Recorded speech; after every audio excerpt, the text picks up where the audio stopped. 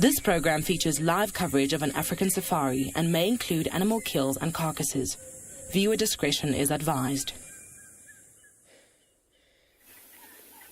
Good morning, everybody. We are coming to you live from Djuma Private Game Reserve in the Sabi Sands, where we've found a little malachite kingfisher. My name is Steve. Welcome on board your own live African safari.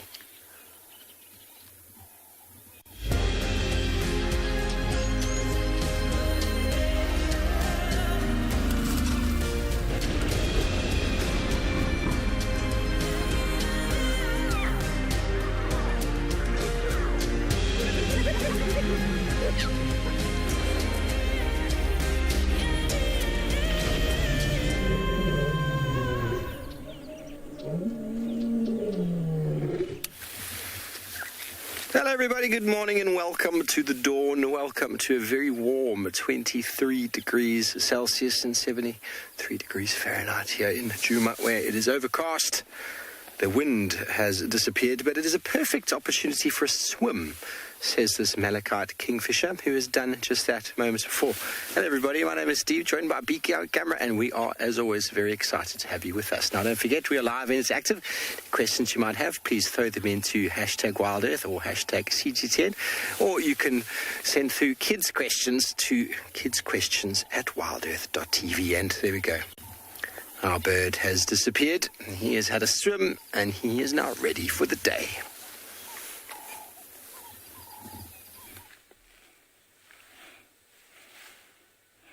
Hello and good morning. Welcome once again to the beautiful Masai Mara. Yes, my name is Isaac, and on camera I have Big James, and we are already out to bring you this live broadcast. Remember to talk to me on hashtag CGTN Wild, CGTN Wild Earth. This morning we're already at location, ready to show you this wonderful site that we just came across. We don't know when it was made. Looks like if we are the mash, and these, yeah, there were so many, I don't know.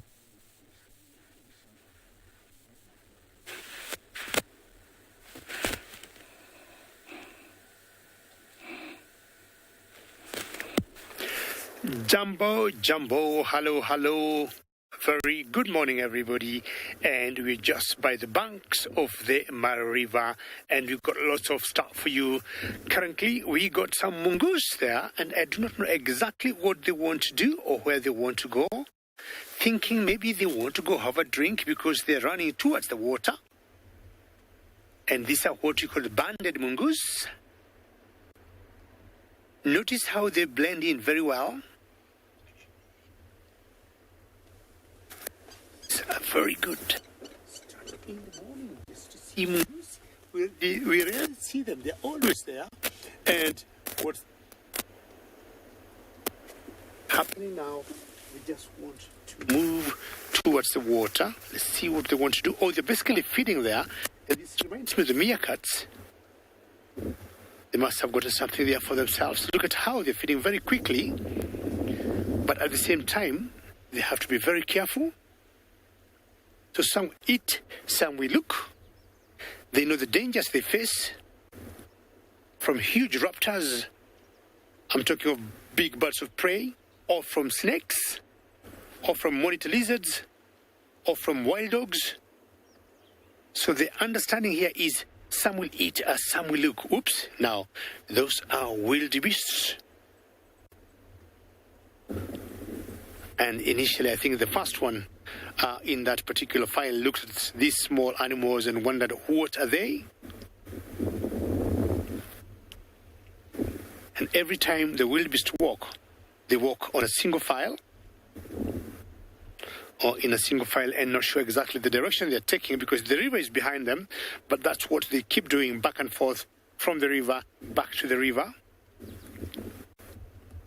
Pretty small herd, very, very close to the river, that I want to spend a bit of time with.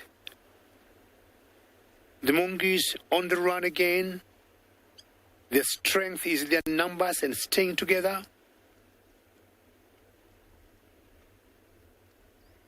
very nice stuff to see in the morning. And remember, we are coming to you live from the Masai Mara of Kenya. And very nice to see these banded mungus that sometimes we call the striped mungus. And ladies and gentlemen, should you have any questions or comments, you're very welcome to send them through. We shall do the best we can to answer them and appreciate your comments. And you can tweet using hashtag CGTNWorld or hashtag WorldEarth. We've got different species of munguses or mungis in Kenya. This one is the one that we see most during the day, while the rest are nocturnal.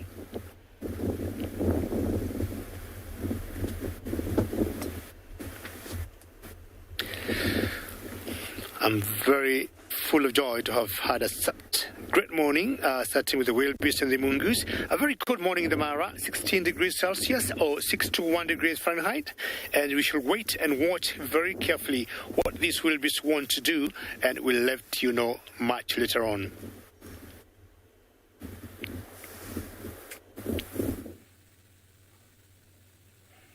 Okay, welcome back. Gremlins got into my instruments, but we're back here, and this is a very exciting sighting. It's the ultimate kill a lion would make. This is a fully grown buffalo. You see that's a young male, about maybe 3 years. He's part of a bigger pride. We only can see two on the frame there. That one is also a male. They both have a scruffy mane, but they are part of a bigger pride. I don't know how many there are. Last time I saw them, there were 6, but most of them were females. So definitely there must have been more than 2 to bring down a fully grown buffalo. Remember, this is live. Talk to me on hashtag CGTN, CGTN, or hashtag Wild Earth. That's where you can talk to me. Comments and questions are very, very welcome. Usually lions start eating from behind because it's got more meat. What he's doing right now is trying to cover the intestines for the scent, for the smell of the intestine not to smell. That's what they do. They usually try to cover it, especially if there's no shade and they need to go for cover and leave it out in the open so hyenas don't smell it from a distance. That's what he's doing. He's been left on duty, so he has to take care of everything so that nobody else comes to take over. To bring down a fully grown buffalo like this, it will take more than 6 lions or lionesses. Though that guy will play a very big role because he's already very, very strong. You see how muscular he is. Yeah, that is all covering the intestines. I don't think he's done a very good job because I think there isn't much grass there. But you can tell he's trying to cover so that the smell doesn't spread and also the sight by the vultures is not seen.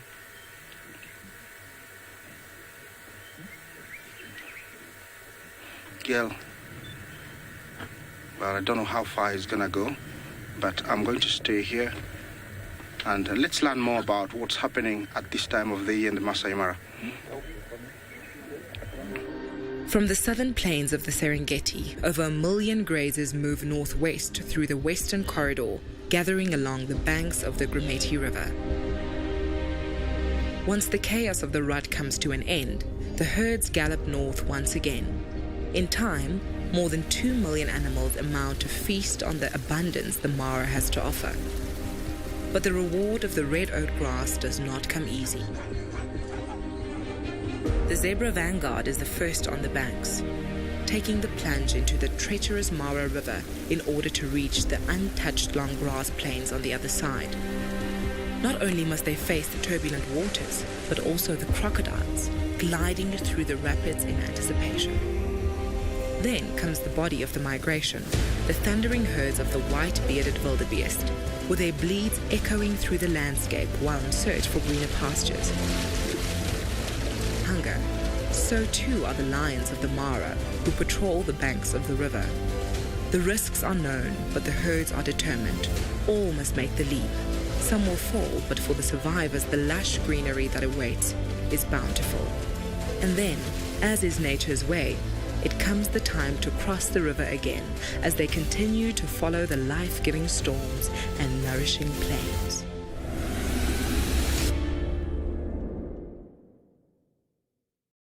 How lucky, ladies and gentlemen, we are witnessing a crossing now. The wildebeest we saw a few minutes earlier, there they are, as I just said. Chances are they may cross. Let's have a look.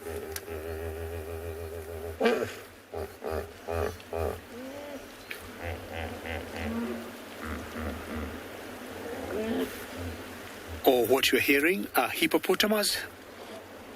Oops, did a croc catch one there? We have lost one. And there's a hippos. I'm not sure whether we have lost one to crocodiles. We're going to find out. But I think there were 7 that were crossing. I'm counting now 5. I cannot see 2. I counted the herd very well. There were 7. I'm seeing 3 have just made it. We got 2 behind them. So that means 5. And I think we might have lost 2 to the crocs. Well done for that young one. That calf has made it through. This is pretty special. See the amount of water that's coming out of their bodies? And believe me, I think we have lost 2. Before they started to cross, I counted them. And I think the ones that managed to cross this river, that sometimes is called the river of death or the river of life, 5 have made it, and I think 2 have lost it.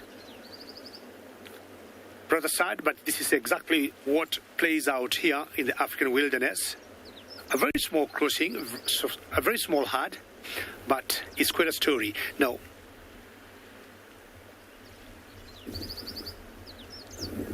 Nora, you're absolutely correct. Now, look at that one, Nora, there. She's stopping and she's looking back, and I think the male, he can tell something has gone wrong and 2 are lost. And no, you're right. I mean, the crocs also need to survive. When you think of it as food chain, as the circle of life, 1 minute you're sad and the other minute you're like, this is how it should be, because the crocs also need to live. But out of 7, 5 have made it, 2 did not make it. But that translates to the crocs have gotten some food to keep them going. Because everybody or every organism, every animal here counts. Now, those are the 5 lucky ones. And very interesting that that young calf made it very easily. Sometimes it's a question of sheer luck and maybe where she was when they started to cross. And I'm sure the mother is quite happy the baby made it. Now, we'll wait here a few moments, because what will happen is, if these crocs have managed to catch 1 or 2, or the 2 rather, that we know for a fact, they're going to drown them, and once that happens and they're dead, we might see them floating on the water.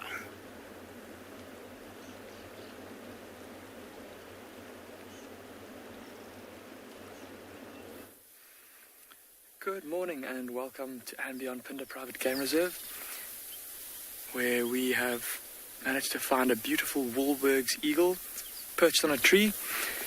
My name is Damon, and behind the camera we've got Craig this morning, and we've got another exciting morning planned. We're in a similar area to where we were yesterday. Oh, the eagle's just flown behind me. We're going to be searching for those, or either of those 2 coalitions of male cheetah. We haven't seen any tracks to the south and to the east of where they were yesterday, which means that the coalition that we spent most of the afternoon with seems to have headed in the direction of where the others were. There's a Birchall's Kugel that's just landed next to us here. Well spotted, Craig. Hopping around in the canopy.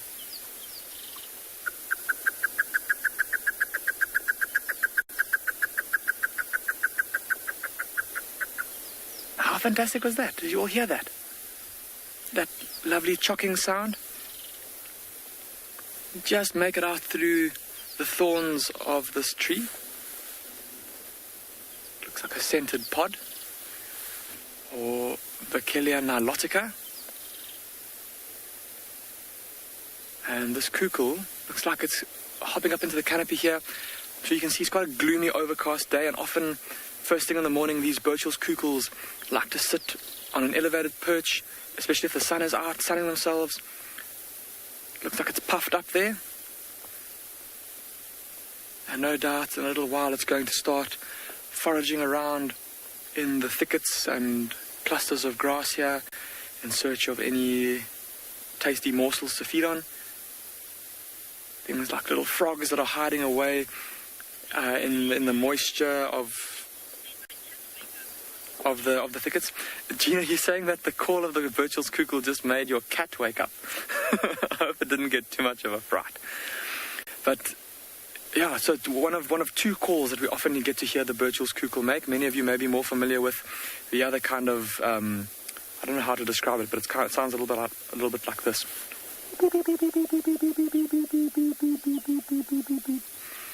Yeah, so those are the two calls that we tend to hear them making most often, and certainly the one that I just made now, that's the one I think most people are more familiar with. But yes, as I said, we're going to go try and find any sign of either of those two coalitions of cheetah. And of course, out here in the open plains, there's every chance that there might be some white rhinos out grazing, and who knows what the morning will bring, but we're very excited.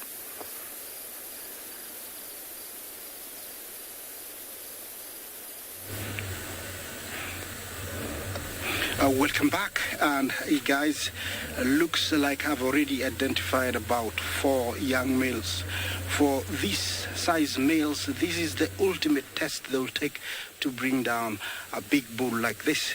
Remember, at this age they would be nomadic, and at this stage at the same time they will want to accumulate lots of energy, lots of fat, become big enough to intimidate the prevailing resident males. These young males are part of the Marsh Pride, and looks like they killed this buffalo yesterday evening. Sure, it wasn't easy. A fully grown buffalo will take up to an hour or an hour and a half to really get tired, and for the lions to kill it. Usually they try and come in from behind because those horns are lethal and they can be fatal if they get hold of the lions. This is the best time to see them feeding, and looks like they've been taking turns. The guy behind fed, and then this guy came down, and now he's really working on the hind legs. Remember, they are full of steak and meat, and that's where they start eating. Yeah, remember, this is live. Talk to me on hashtag Wild Earth, hashtag CGTN Wild. That's where you can drop your comments and questions. I don't know if you're feeling like having breakfast, seeing this guy gorging himself. At this age, they're already eating as much meat. Yeah, they're eating as much meat as possible in one sitting. A male like that one on the kill right now can eat up to 30 kilos of meat in one sitting. But they'll feed on this carcass for the next about 3 days.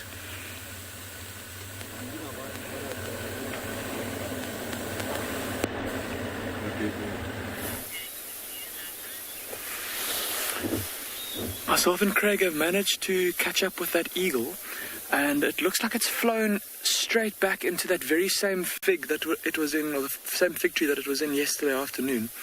And it looks like it's met up with its mate. Like we were saying yesterday, these Wahlberg's eagles have just returned from their migration to further north in Africa, up to kind of Niger and that belt of savanna south of the Sahara known as the Sahel. All of those countries up there. And look at what they're doing now. Look at how they are sitting very close together. And it's almost like the one on the left is preening the one on the right.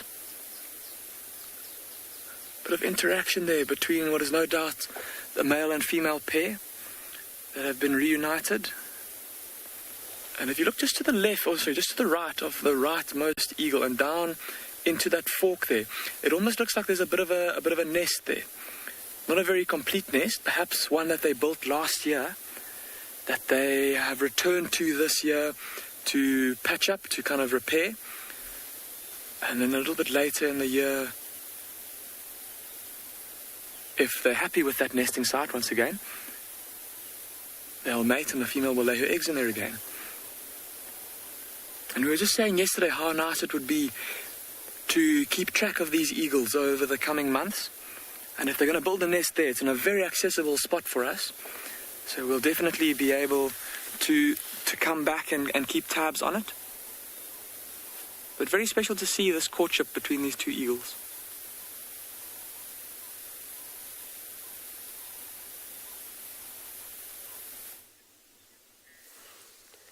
Look at the cutest little face that we have managed to find on Pridelands this morning. It is a giraffe that is just hiding behind all the bushes.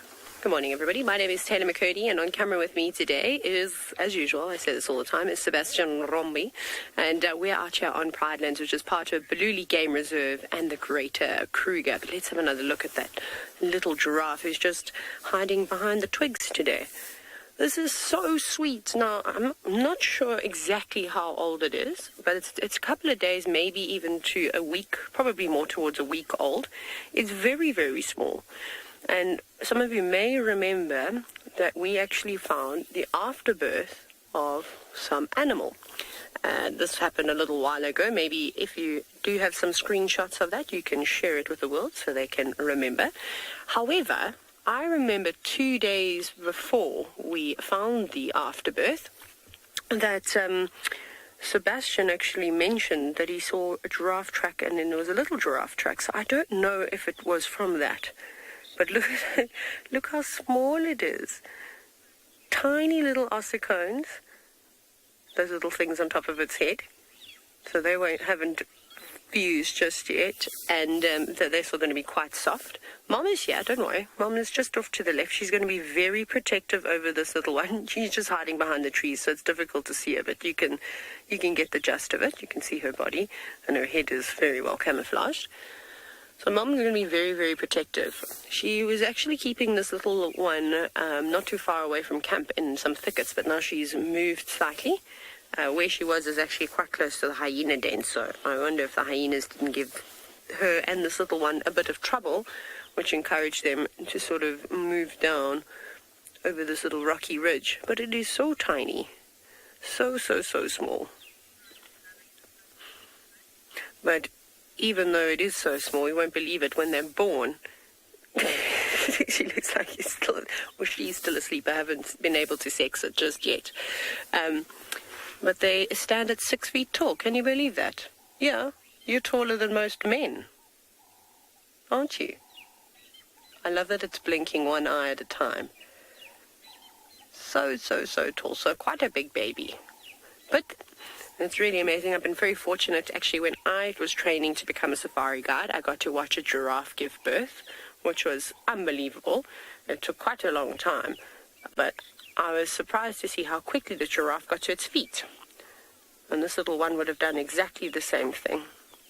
Her mom would have started licking it and cleaning it, and then within a matter of minutes, it'll try and get up to its feet, and probably take it about 30 minutes or so, maybe a bit more, to eventually stand up.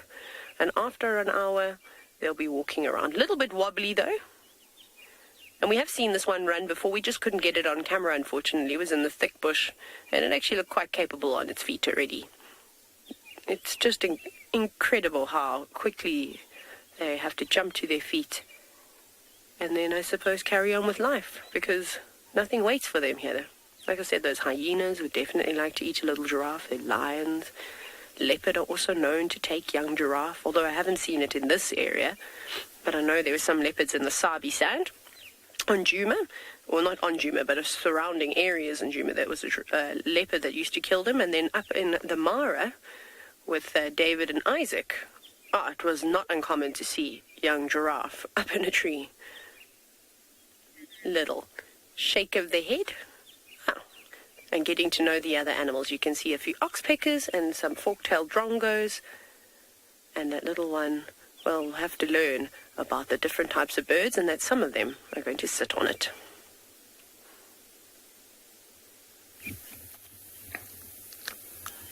Thanks, Taylor. Well, we've managed to catch up with a lovely herd of elephants here in the woodlands of Djuma. Small little group feed on the grass part. These sort of shaded areas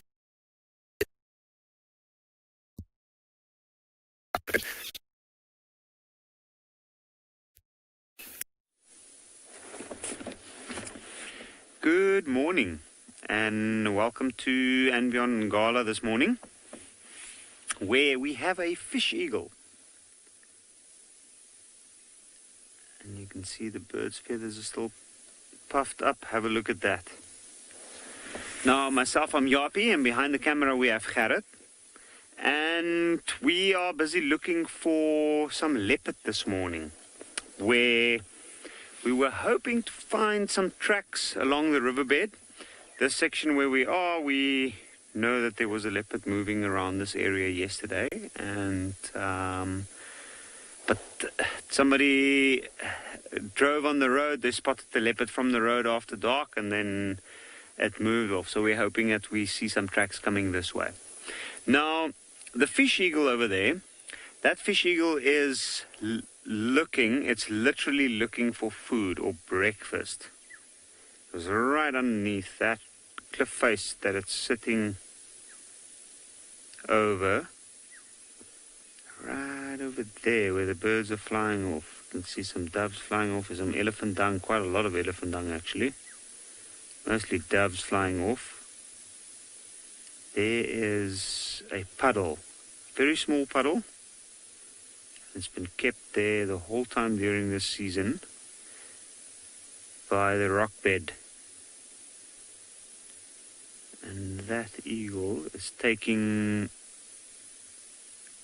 the full advantage of the situation. You can see if you look carefully, you'll notice it'll be looking down the whole time. We haven't seen the mate, but the mate is around. So it's checking that one carefully. Let's have a look and see what it does. There a little bit of a wing stretch. Now there we go. What a beautiful bird. Actually, that is amazing. I'm sure it's going to go look for the other one.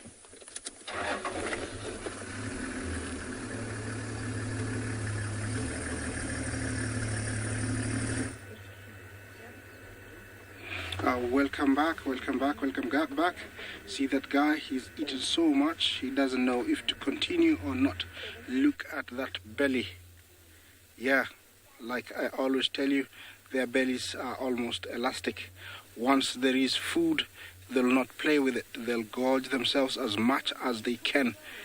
Yeah, and they know it is going to be tough.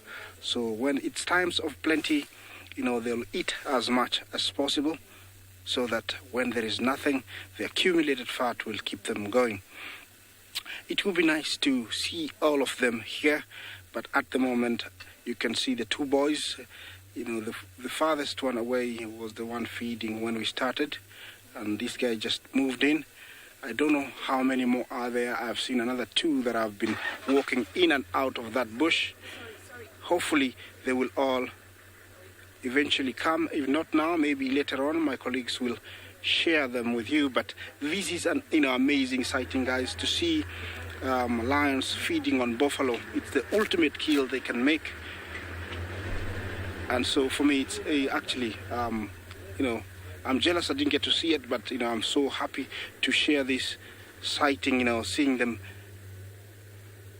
these young males eating. I don't know if they're going to leave or stay, because looks like they're going to stay. Being so many, I've seen already 4. They're all the same age, means that they might not leave, which means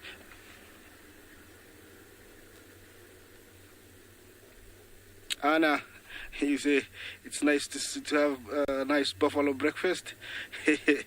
Yeah, that's for the lions, of course.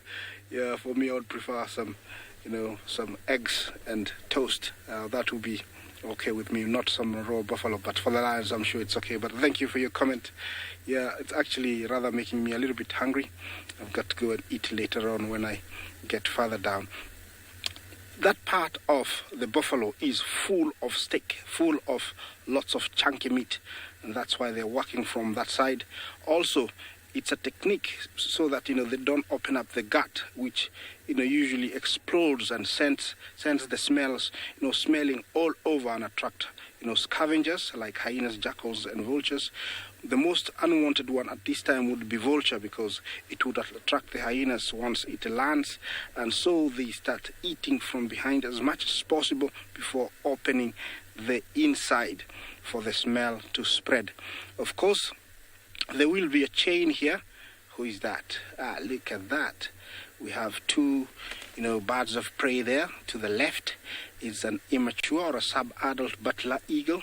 And then on top there, I have African white-backed vulture. That is a pure scavenger. The butler eagle must have been, roosting at its best spot. That is not the full color. Oh, that's the adult. Look at that one. Another one just landed there. Looks like it's slightly older, so it could be chicks from two different, pairs. Oh, got spooked a little bit. Well, I'm going to stay here a little bit longer.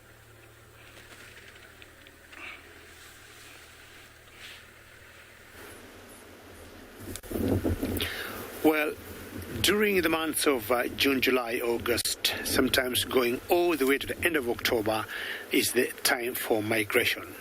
But once the migration is gone, this is exactly what we see. The predators and also lions will change, and their men will go to bigger game or bigger prey like buffaloes. The lions will not only go to the buffaloes, but they'll also go to hippos.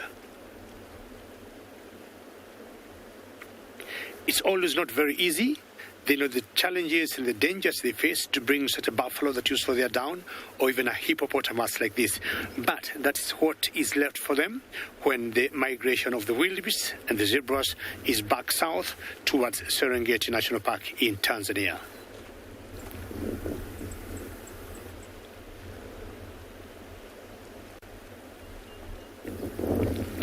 Jonathan, how are you today? And you're asking maybe the cycle of migration or how far they go. Now, when they come to the Masai Mara, the farthest north they go is an area that we call the Loita Plains. When they go further down to the Serengeti National Park, the farthest they go is an area called the Ndutu Plains, or the western side of the Ngorongoro Conservation Area. That's the area where they bring down the babies. They calf there around the month of February for about 2 weeks. And the cycle, Jonathan, does not stop. It's very continuous. But the estimates have it like for them to complete that one whole cycle from Serengeti to Masai Mara all around is about 1,800 miles. That's just an estimate. Not sure how many make it exactly that, but it's an average of 1,800 miles, or about 3,000 kilometers, slightly less than 3,000 kilometers. That's the whole cycle of the migration. And it's continuous all around the year. They do not stop. They are always on the move. Apart from, the 2 weeks, they'll stop to calve in Serengeti for about 2 weeks. And you get about 500,000 to 600,000 babies in that short period. Now, this hippo must have gone out eating last night, and definitely she is on her way back to the water. They know this is where they got a safety home to be in the water than being out there. And during times like this, when they are very prone to predators like lions, when they are on their own. Strange, we are talking about, about 8 o'clock East African time, and he is still out. And my guess is more of a he. Could be a bull. And see how majestic he is. And I'm sure he's, nipping some grass as he walks back to the water. Hippos being exclusively grazers. Very majestic.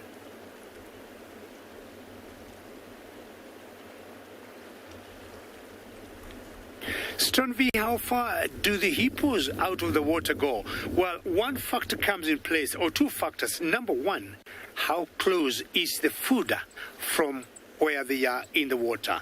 Of course, number two, the other factor would be their safety. There are certain areas they do not want to go when they would feel concerned or when they think they could be vulnerable either to hyenas or to lions. But hippos have known to go up to 30 kilometers or 20 miles or so to look for food, and they're out the whole night. Now, what happens when they go out the whole night? They will mix with other groups, and you notice that they do not have territories when it comes to feeding. But on his way back to the water, he'll make sure he goes to his own territory. The village I come from, the closest river we have was about 15 kilometers. And once in a while, when we would wake up in the morning, we would get in our gardens, we had visitors at night, and they would come and eat the maize and uproot the potatoes, and any grass that was green, they would eat it. So I'm saying I could tell for a fact that they could comfortably do 15 kilometers. Again, sometimes more, depending on availability of food. Slowly and surely, look at the face, looks like a horse. And from the Greek, that's why they were at times called the river horses. Walk carefully, there's lots of rocks there.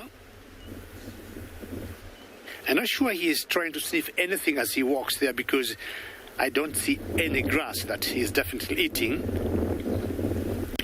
But they got such huge skulls and very heavy, maybe quite difficult to keep it upright because of the weight. But apparently we have known hippos have particular trails they take out and back in the water. Most likely that's what he is following very carefully. And if he happens to be a young bull, which I'm suspecting, he has to be careful as he approaches the main group here. Because the dominant males will tolerate young bulls in the group for some time. But in 1 minute, they'll start showing signs of mating. The dominant bull will show them the door. Remember, we're coming to you live.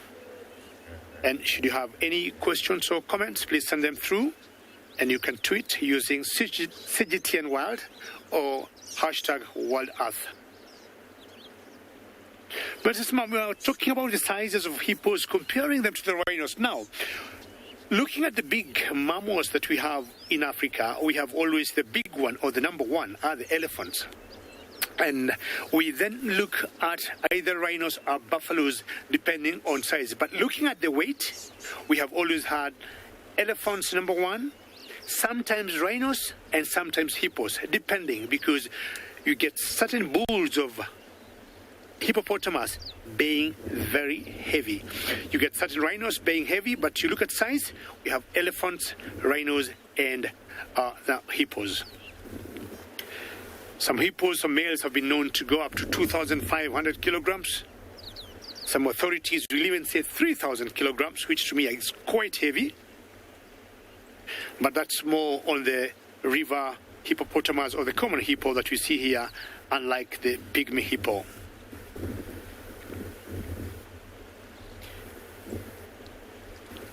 He blends in very well there with those rocks, and he has to be very careful as he goes back home where he is going to spend the day.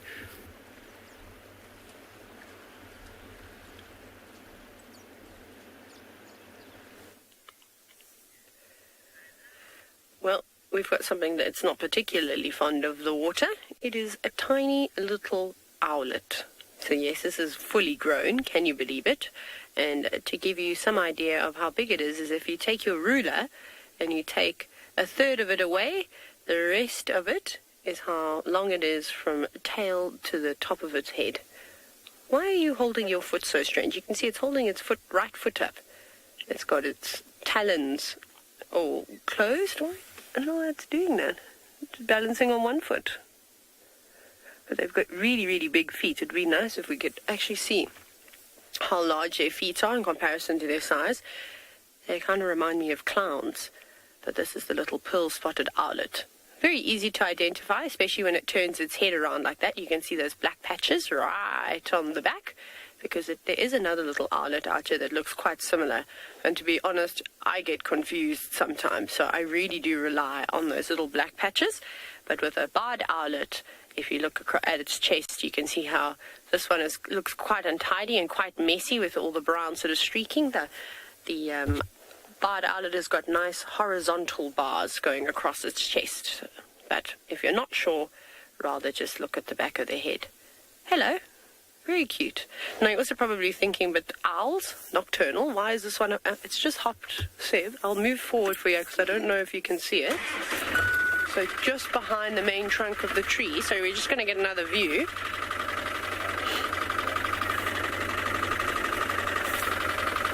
I'm going to get a clear view for you now. That should be perfect and out of the way of the branches. So they do spend quite a bit of time during the crepuscular period, so sort of late afternoons and very early mornings, just before like the sun has risen or as it's set, and they do most of their hunting there. Now you can see its big feet. So Jonathan, you were asking, what do these birds actually eat? So they eat lots of insects, lots of grasshoppers, and when there's some big moths around, they'll catch them too. But they can eat small rodents. Now, when you're looking at a raptor or an owl, you don't really look at the size of their beak to determine what they eat. You actually look at the size of their feet. So even though this bird is quite small, you can clearly see now how its toes and those beautiful big talons link over that branch. And that's quite a thick branch. Like I said, you obviously have an idea of how big this bird is now. And look at those feet. So something like a rat or a bushveld gerbil or something along those lines, they'll eat that too. Occasionally they'll take birds, but not very often. Mainly lots of insects. Ooh, Warren, I'm not exactly sure how far an owl can see. I'm sure that's going to depend on species to species, but they've got exceptionally good eyesight, and they've also got phenomenal hearing. So normally what these owls will do is they sit quietly, and they'll hear a rustle or something like that. And at this time of the year when the grass is really dry, I can't tell you how easy it is, even as a human, to hear things moving around in the grass. So for an owl, it must be, wow, like 10 times better. So if I can hear a mouse rustling around, then or an insect or something like that, then the owls are going to be able to hear that from much further away. But their eyesight, very good as well. But I think we'll move on from this little owl and see if we can't find something else.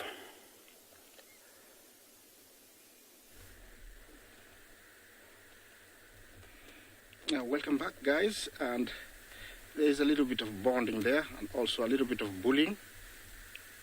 Yeah. Yeah, looks like the one to the right is slightly older than the one to the left. And he was sort of bullying his brother. And he wasn't that, impressed. Every now and then they have to take a drink. It's much needed, of course, after lots and lots of meat. They're taking turns. This is the one that was lying way out there. No, I don't think he's going to eat. Maybe he's got a discomfort. Has to find a position to rest. Remember, this is live. It's coming from live from Masai Mara, the Mara Triangle in Kenya. Talk to me, talk to us on hashtag CGTNWild, hashtag Wild Earth. That's where you can drop in your comments and question. You can also, live stream on YouTube. Beautiful. Look at that yawn. They are showing you those canines that are much needed for, killing and breaking the skin to get hold of a chokehold or the kiss of death. That is usually what they always use. The yawn. Typical of being restless. Either he's going to go start eating or find a position to continue resting. There are the only two present, but they are not the only one. They are not the only ones that actually are present here. There is more that are hidden in the bushes, and also it could be very difficult for just the two of them to bring down the buffalo. Remember, this is the Marsh Pride, one of the few prides that exist in the Mara Triangle.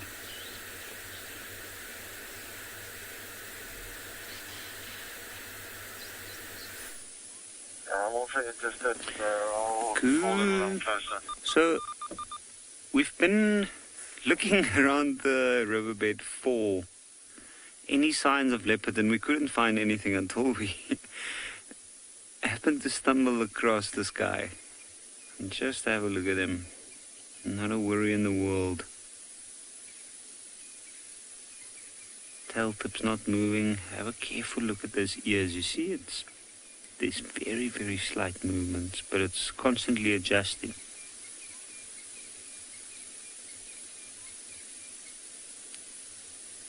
You can still see a bit of white on the ear tips. And yes, that's the same feeling I've got. Yay, leopard! We were driving along the road, picked up on some tracks, and we were thinking it's extremely fresh, these.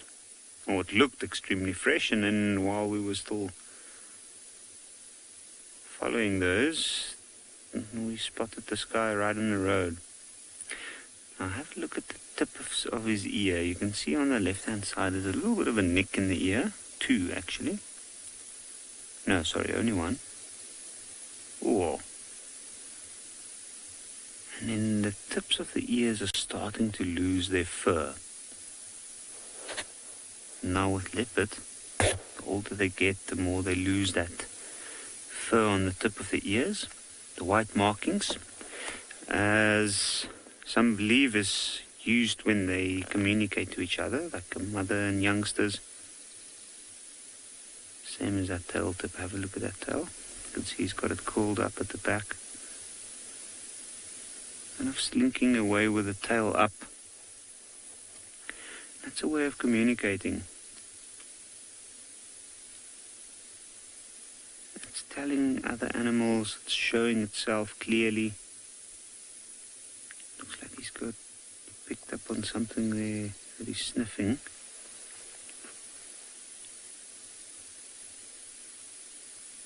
Now finding him on the road like this, there we go. See the tail up high. Stretches it out, and then since he's a young leopard, he's not as adept at marking his territory as a big male might be. He's just started over the last month or so that we've started seeing him doing this, which at his age is actually a bit unusual. You can see that tail tip moving. Now that's when he's contemplating where to go. And often when he stands still, just before he makes a move, we witness them do that. I think I'm just going to reposition for us to get a better view of him.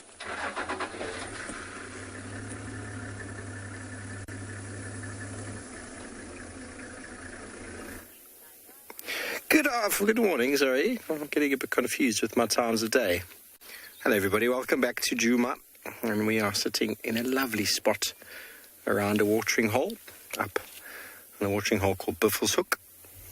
And we've been looking for our hippopotamus, who is nowhere to be seen. And a perfect time to hang out a watering hole. It's one of the favourite things. If you've ever been on safari before, one of the things you will have done is you will have stopped at a wonderful little viewpoint or lookout spot. You would have gotten out and your guide would have made you some coffee. He might have put a little something in there as well. Not just for the morning, but in the afternoon as well. Wonderful places to sit and to listen to the sounds of the morning or the afternoon.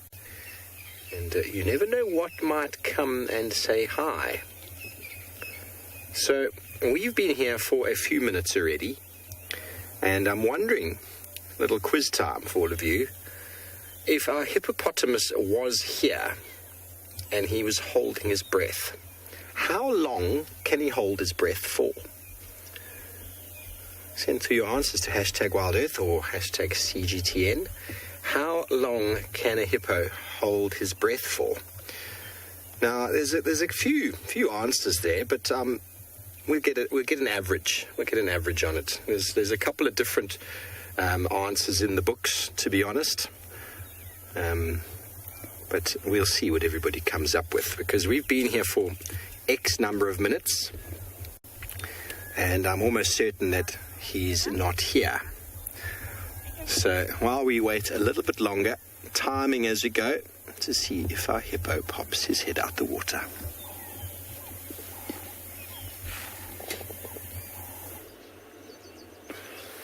Yeah, Steve Vovo, be patient. The hippo may come, and one of the important rules in the bush is patience.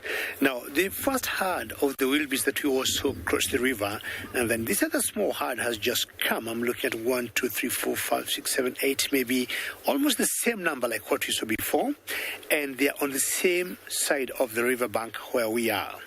Now, this is how they behave. Slowly, eat, stop, look, maybe agree or discuss among us themselves, and then make the decision. You know what? We need to go and cross and follow the bigger herds, because the bigger herds are on the other side of the river. Look at the beauty of the Masai Mara. Savannah of the grassland. Oops, look at that Thompson gazelle sprunking, running, and showing the energy. How beautiful is that? Magnifique, eh? Que bonito. One more time. It's a baby Thompson gazelle and just having some good fun in the morning. Oops. And very good camera work by Bungay.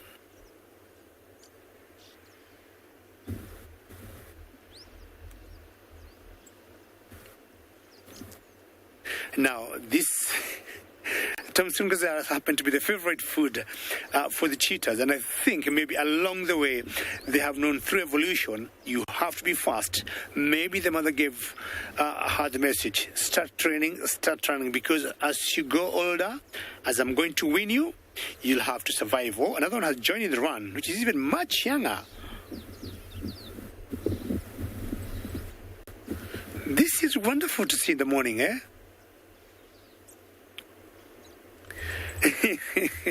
Exactly, boing as she likes, spunking, they go up and down. Very typical for antelopes or gazelles of this size. Building the muscles, showing the mother, Mom, don't worry, I am good to go when the cheetah will come, or any other predator. Excellent, and yeah, you have done very well. You need some breakfast. Excellent, my baby. What a good mother. Just appreciating and acknowledging the baby who have excited the mother by showing her, look at me, Mom. Bang, bang, bang. And the mother's like, very well done, mate. Come and give you some breakfast. You have lost some kilocalories. I need to replace them, and they'll be out again. Now, should a predator come here, and I'm just thinking of one, the cheetah, chances are it will choose to go for the baby and not the adults. It's easy, of course, to catch up with them. The adults are much better muscles when it comes to running. And that was another exciting moment close by the river.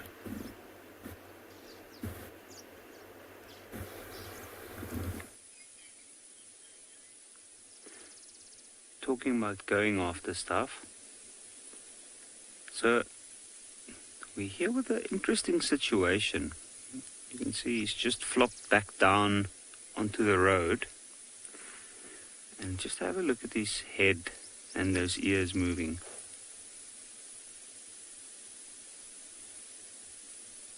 He looks quite alert. Even though he's been moving casually down the road, not far, about 30-40 meters.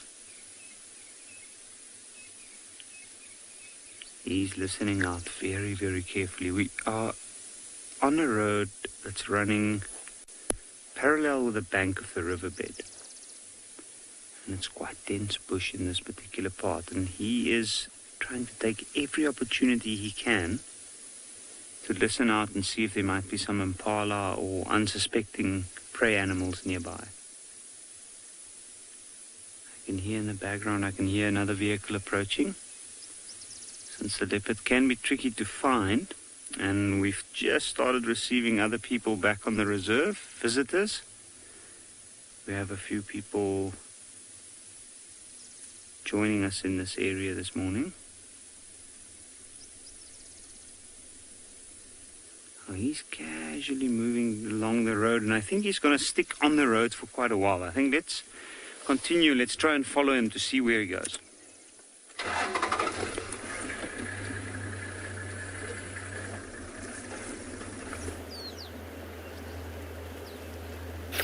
Yeah, good luck. Just follow and see what happens. Now, the first group of the wildebeest that crossed here, one of them has come back.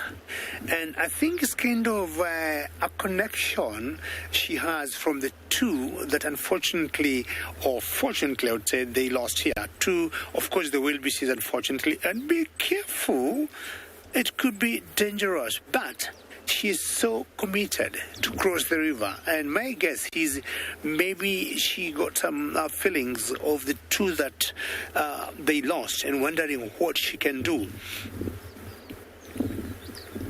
And I can tell you, my friend wildebeest, not much you can do, because if you dare to go in there, you might face the same fate like the other two. Now, the other four are gone. She has come back alone. Those are hippopotamus, and definitely it's not me. And it's even more of a difficult decision to make, to cross, especially when you are alone. You get very nervous, and anything will look dangerous, even a log, is going to scare him. I'm looking of more being a him, because I think I can see the testicles behind there. Yeah, it's a male. He has to be very careful. I mean, we still have the crocs in there, and crocs, unlike lions, which will kill and eat immediately, the crocodiles have been known just to bring these beasts or zebras down, catch them, kill them, and leave them in the water, because they know they would remain fresh for a very long time. But, lions and other predators very quickly will want to deal with their kill before other predators like hyenas come for them. Crocs know the water will keep the animal or the prey very fresh. She's still not decided what to do. And you can see how she's panting, and she looks quite nervous. We'll just hold on here and wait and see if she'll cross or not.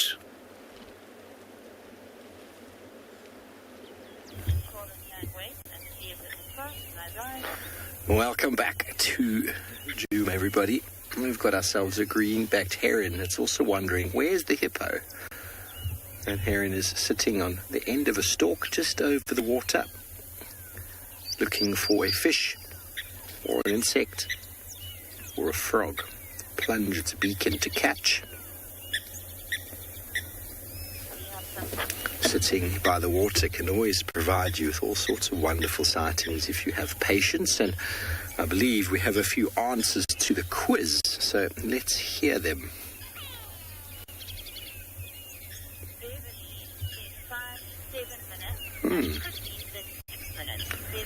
Beverly, you say 5 to 7 minutes, and Chrissy says 6 minutes. Well, ladies, those are very good answers. Anywhere from 6 to 9 minutes, I've been told. So if you get anywhere between 6 and 9, obviously hippos don't have to hold their breath for 4 minutes, 5 minutes, but they can. They can hold their breath. Some people say 6, some people say 9. Anywhere in between there, I suppose, is right. I, to be honest with you, have always given up timing when I sit and I wait for a hippo, because they never really go that long. But they can physically fall asleep, everybody, under the water. And there's like a natural sort of ability for them to just fall asleep and then pop their nostrils up, take a big breath, and back down again. And it's obviously in response to it being a very warm day and them covering their entire body with water. But try hold your breath for 2 minutes. It's not an easy feat. Hippos can do a much better job. Very good adaptation if you live in the water. And we're probably going to spend a few moments here with our heron. See if it catches anything.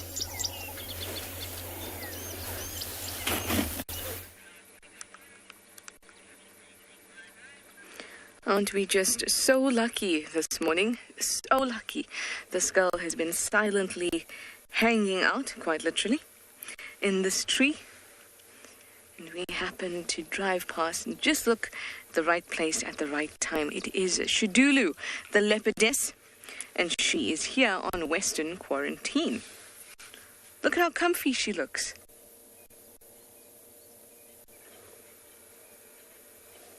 Nothing sees her. There's no shouting. You'll be able to hear Franklin's bickering in the background, but that's all it is. They don't see her. She blends in so well. She's been looking very, very comfy in the fork of this marula tree.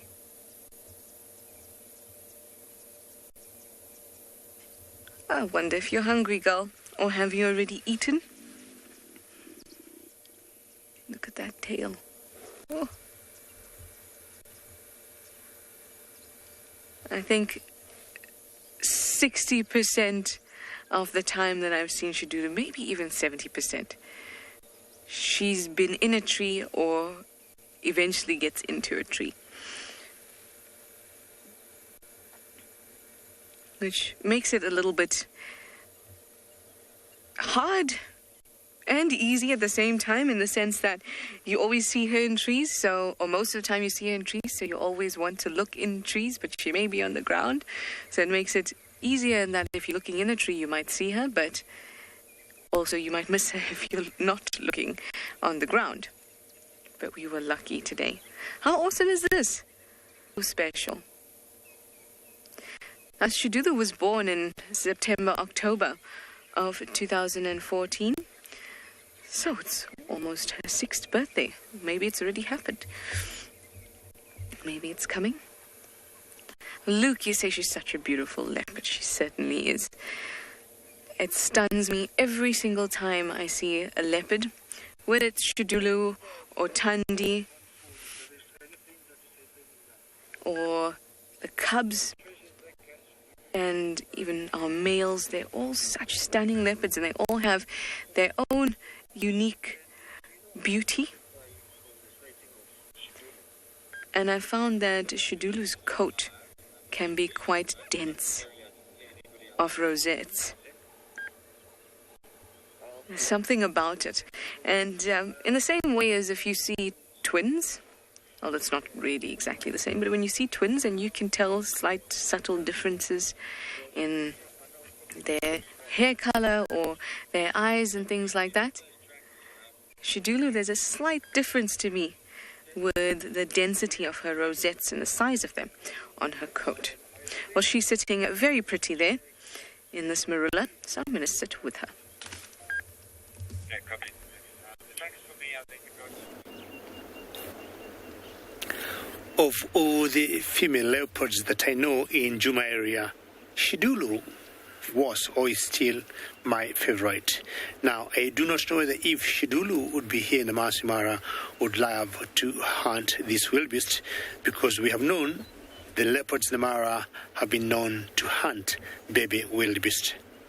Now, we have another potential crossing here, but again, it's always the game of sniffing the water. I can smell a crocodile. I'm not sure we want to do that. So depending on the lead one there, but once she or he commits cross, everybody goes, oh, did you see a croc? Maybe yes, maybe not. So very quickly they make a U-turn. The calves like, come on, don't get close, that's very dangerous. I'm assuming this is the message that's being relayed to these youngsters here. Now that one just crossed the river right now, as in alone. It's among the first 7 that we saw crossing, and we lost 2 and 5 made it. So I don't know where the other 4 are. And then he's come back, crossed the river again, as now joined this particular herd. Not sure he is passing some message to them, like, let's not cross from here. Let's move forward a little bit. Let's change the location. And I think that's safe. Let's just watch. Building the carriage. They clearly know what is ahead of them.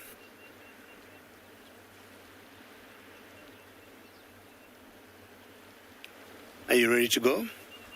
No? Okay. So maybe the first one will go test the waters, but what you found out, if the first one crosses, the rest will just follow suit, however dangerous it will be in there. If you look carefully, there's a croc there. If you look, there's just the head of a crocodile there. They tend to blend in very well on the surface of the water.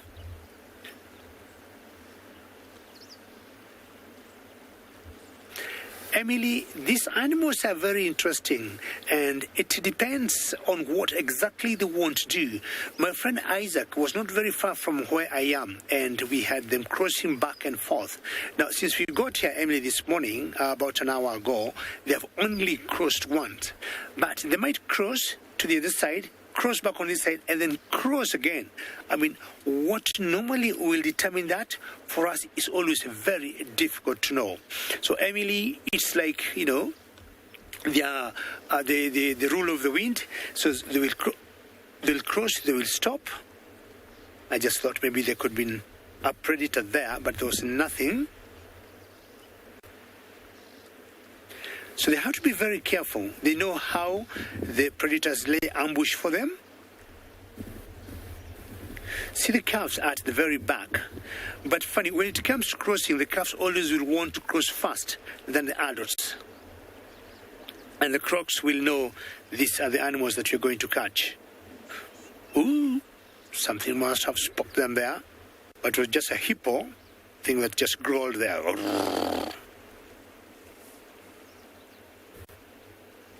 But I can say for a fact they are very determined to cross.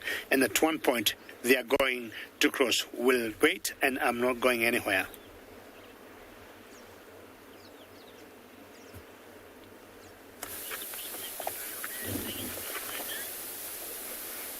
Myself and Craig have been trying to find some tracks or signs of these cheetah, but so far we haven't had any success.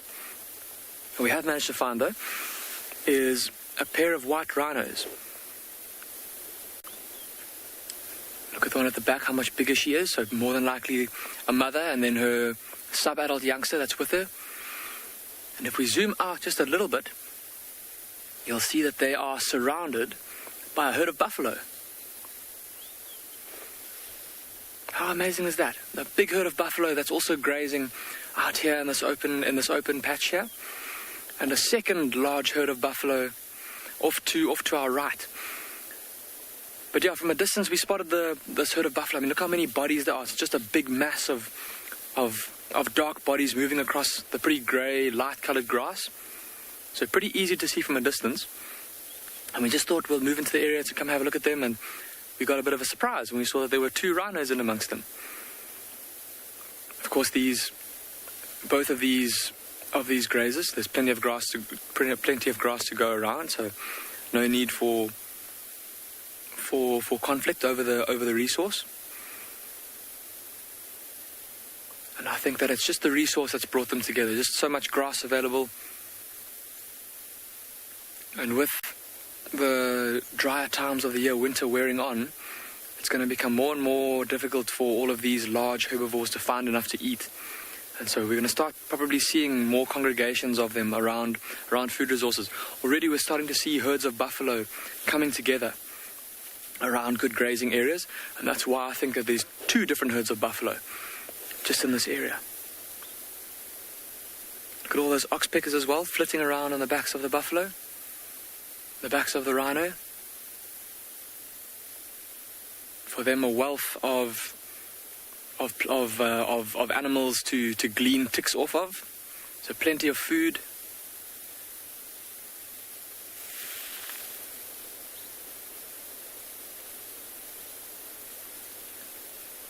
They're almost like boats going across the tops of the top of the water, just seeing the backs of the buffalo and the back of the rhino sticking up above the long grass.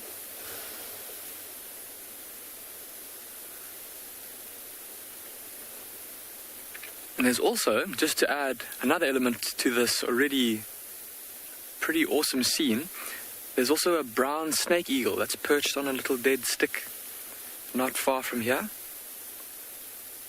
just off to the right. There we are. Perched quite low to the ground as well.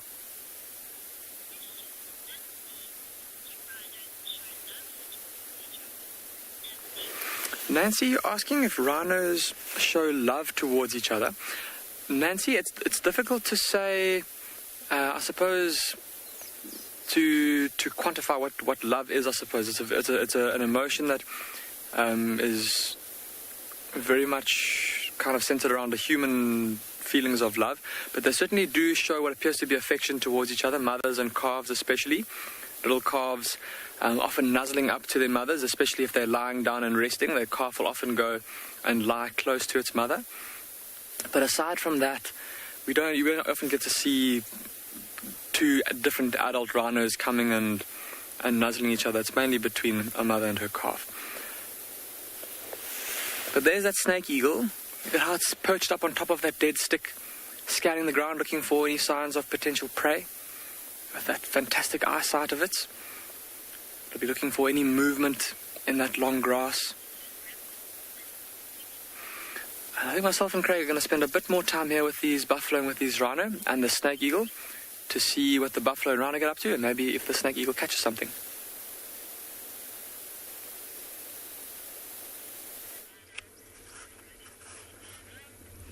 Well, Shidulu is still very, very comfy. I think she might be a little bit tired. It's a great vantage point to have a look at all the things that may be on quarantine that could interest her. Oh, look at the position of that tail.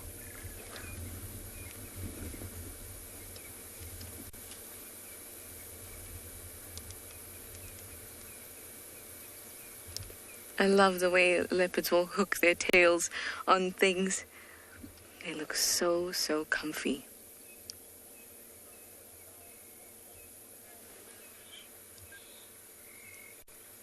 Lovely. And her legs are dangling down. And she's got her arms tucked in nicely. Go again, Orbs.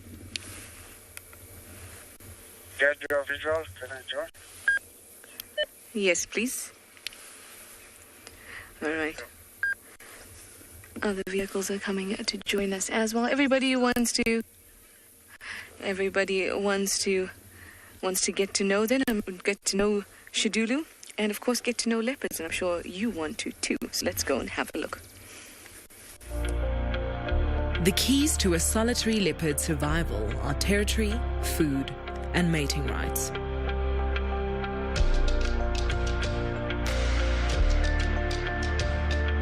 The scent of buttered popcorn marks their territorial boundaries.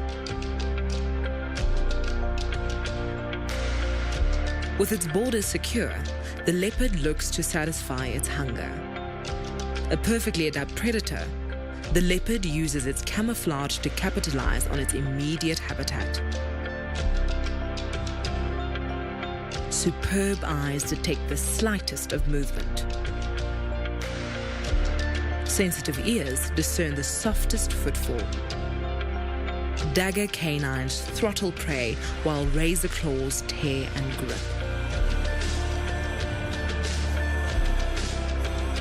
Powerful shoulders and neck muscles allow leopards to hide their kills in trees away from the other predators.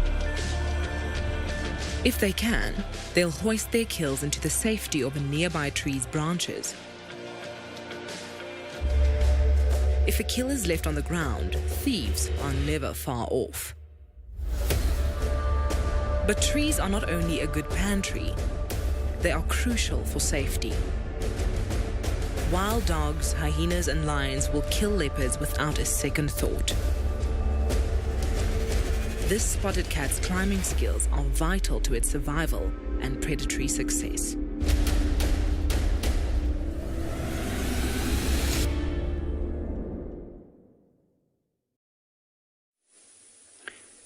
So just after that clip on leopards, we've literally been watching this young male leopard walking down the road, marking territory. He's just started doing that. And now he's found a nice little spot to lay down. And this is why they're so difficult to find. You can see if you squint your eyes and you look at where he's laying, you can hardly even see him. And what we find on a cooler day like today, it's quite overcast and there's a cool breeze going. We often find that these big cats, especially the leopard, they find a spot and they just settle down and they stay there for a while. Because it's cooler, it's got a lot more energy, and that's why if you look carefully you'll notice the ears are constantly moving. At the moment there's so many birds calling. I'm pretty sure he will be able to pick up on any opportunity coming past.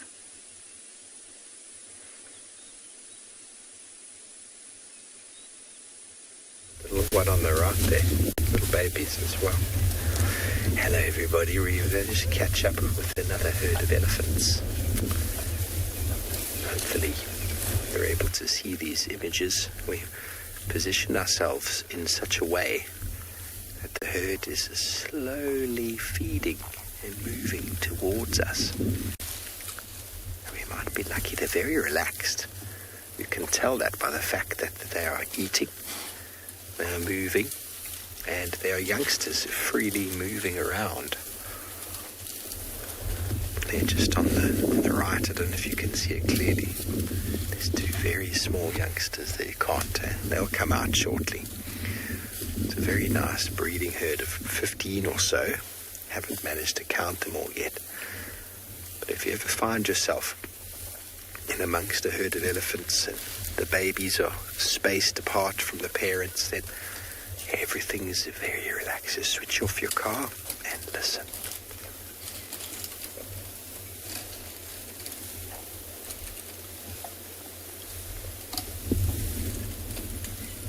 A lot of people mistake elephants' ears flapping for some form of aggression. It's not that. Elephants obviously do use their ears sometimes to make themselves look a lot bigger.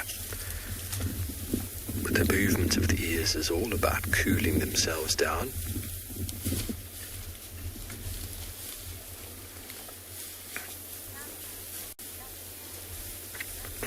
Pamela, I adore elephants too.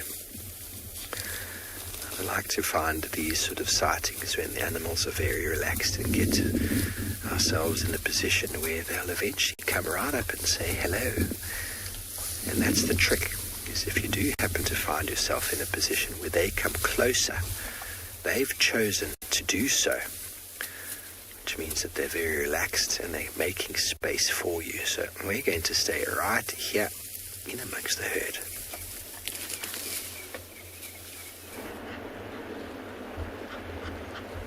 Well, elephants are always very good to watch, especially in the mornings and late in the evenings. My herd of wildebeest has come back, and the decision is still becoming very hard to make. Now, they were very close to the water a few minutes ago, and then they're like, the first herd that crossed here, maybe they lost 2, we might lose more. We are yet to do or commit ourselves. So this is always what happens, back and forth, in, out, not sure whether they want to do it or not. Some friends of ours, they are also coming to watch this spectacle. To most of us, during the migration, the crossing of the Mara River is always the highlight. Because so many things goes right and so many things also go wrong in the water. With some beautiful sunshine at the moment, and it feels so good. And I was just telling Bungay, who is on the camera with me this morning, this is the right condition for wildebeest to cross the river. And he was like, let's wait and see.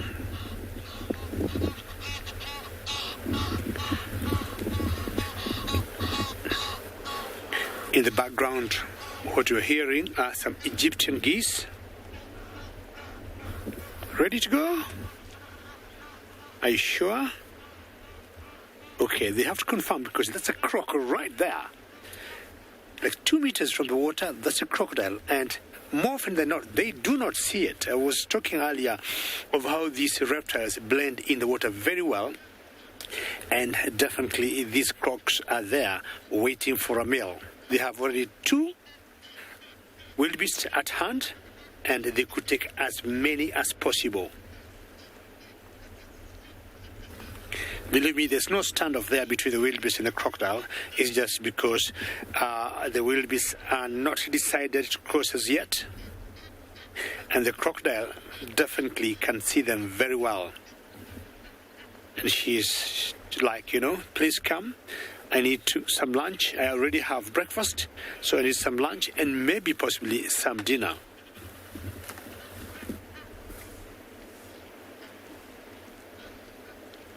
Difficult decision to make. They know if anything goes wrong, one of them or a few of them are gone. So crocs, stay put, don't go. It's always a very difficult decision for us when we see especially crocs catching these wildebeest. But again, at the same time, we say the crocs need to leave. They are carnivores. They need some food. And it could be one of these. The key word here is patience.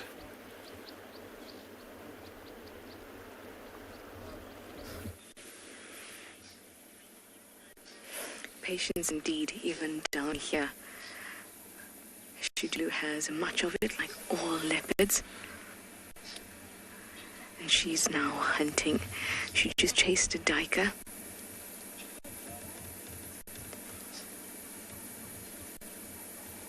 And she's looking around quite a bit, looking for other prey that she can sink her teeth into. Everybody's got to eat. It's all part of the cycle.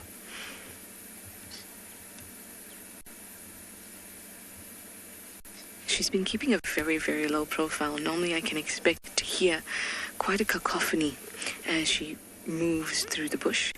But she's keeping such a low profile.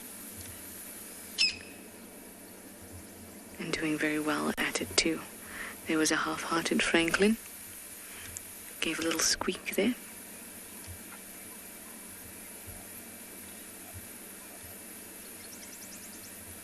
They're so stealthy.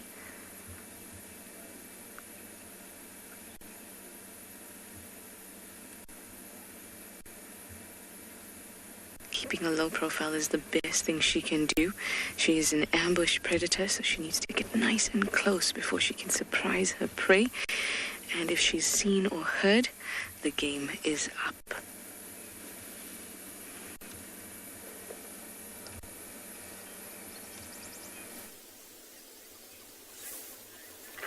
We've just heard a hyena whooping in the distance, and I wonder why this young hyena cub has put its paw over its ears. Perhaps it doesn't want to hear what the other hyena had to say.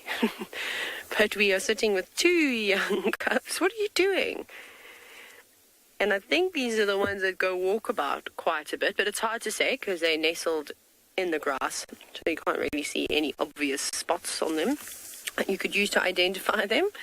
But you are being very funny. Are you closing your ear? Are the flies bothering you?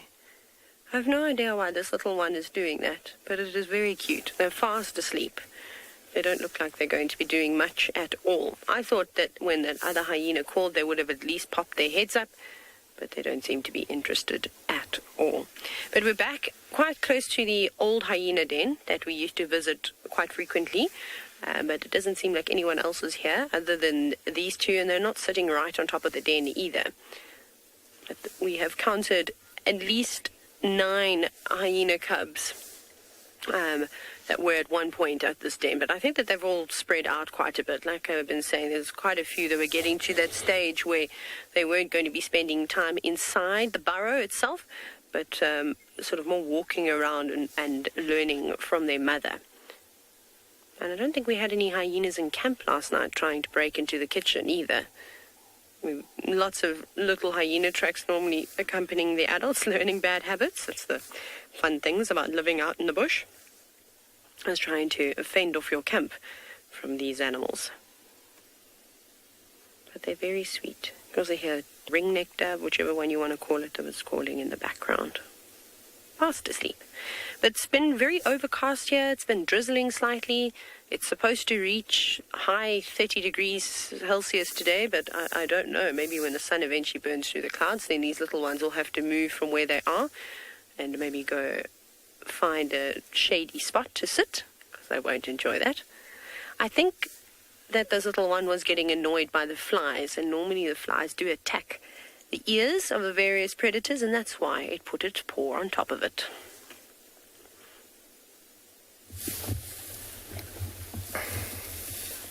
Oh, welcome back, everybody. We are still amongst the herd here. Look at those two little ones, and this one wants to get in shot. We're very blessed to have scenes like this. That little one there in the middle is tiny. It's in its first year for sure. That one next to it is probably in its second year. Far more adapted to walking around and using the trunk. But the baby on the left, it's trying to use that trunk. It's trying to get things to the mouth, but it's not really. Oh, it got a piece. I got a piece. They're so small, you can see how their ears are sort of doesn't even know how to use the ears properly. The ears are plastered against the head, because elephants, as I said before, use their ears for cooling themselves down. So the little ones obviously lose heat a lot quicker than the adults. So they need to keep their ears plastered to the head so that they don't get too cold. It takes a good 2 years to really figure out how to use that trunk. And it starts with daily practice. Hand-eye coordination, as we see with human babies, takes some time for a human baby to be able to take a spoon with food and put it in the mouth. It's not without lack of trying. That spoon goes into the eye and onto the chest and all other places other than the mouth. There's that coordination of being able to use muscles triggered by the brain to move something where you want to. Obviously, little young elephants like this will suckle, so they just have to lift their trunk up and they attach their mouth directly to mum's mammary gland to drink. No, this fellow just really wants to get in the way. There we go. But it takes time. You need to learn how to use the trunk, because the trunk is an essential part of elephant society. There's another one here, beaks on the left. There we go. This one's got it a little bit better. Oh, everybody, you're loving the baby elephant. Is one of the biggest joys I find being out here is spending time with baby elephants, being in amongst the herd, allowing the herd to feel as comfortable as they do with us. It's really a magical experience.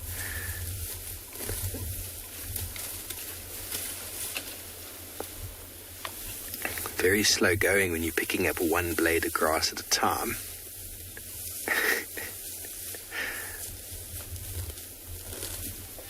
There are muscles in the front, the back, and the sides of that trunk, which require an enormous amount of coordination and quite a few years of practice.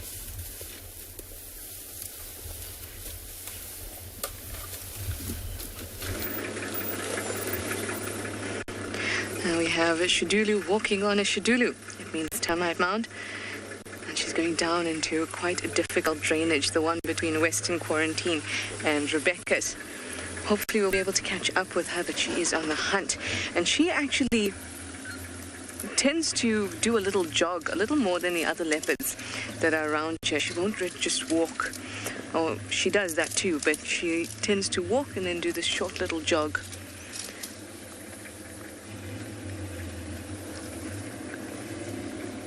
And off she goes behind that termite mound. We're going to have to try and follow up. Careful, Theo.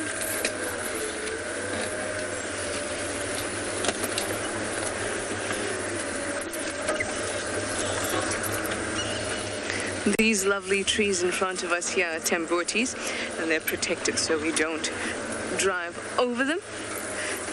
While the other trees, like the combretums, when you drive over them, they just kind of spring right back up afterwards. All right, wish me luck. Let's find her again.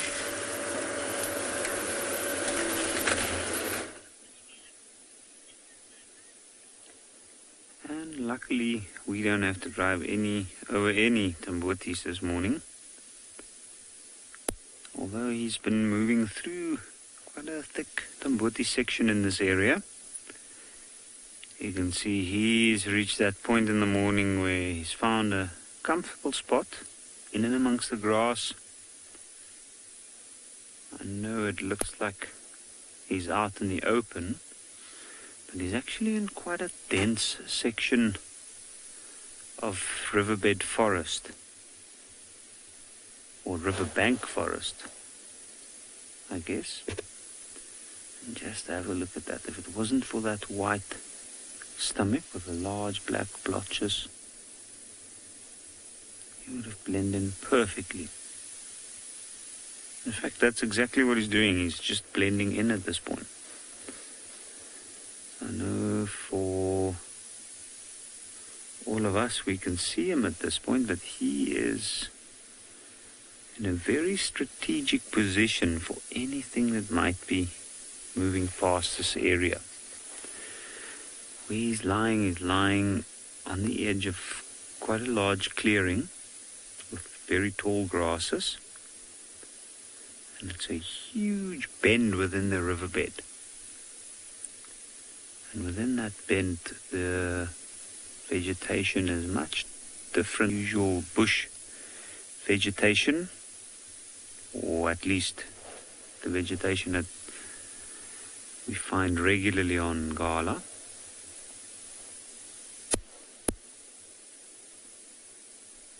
It's in this particular area not very large trees, but a lot of shrub-like trees and a lot of different areas for this leopard to hide. He's basically hiding in plain sight. So any impala, young wildebeest, anything that might be walking past this area wouldn't even know he's here.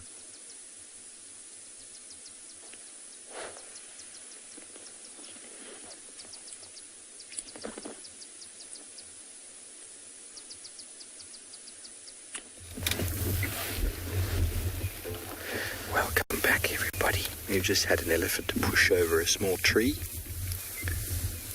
Very powerful animals. They are bulldozers in their own right. And it now has grabbed a branch and is doing what we call corkscrewing. So it's turning that branch through the mouth. You can see how the stick is going to come through, and it's chewing off the bark.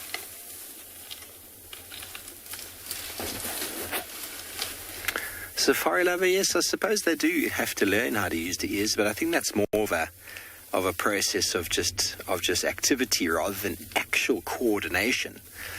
You know, elephants do use the ears for all sorts of posturing, and a mood. When the mood changes, when an elephant, sort of young elephant, sometimes will mock charge or behave like elephants do, and they automatically push their ears out to make themselves look much bigger. I think that requires far less sort of motor mind skills than the trunk does.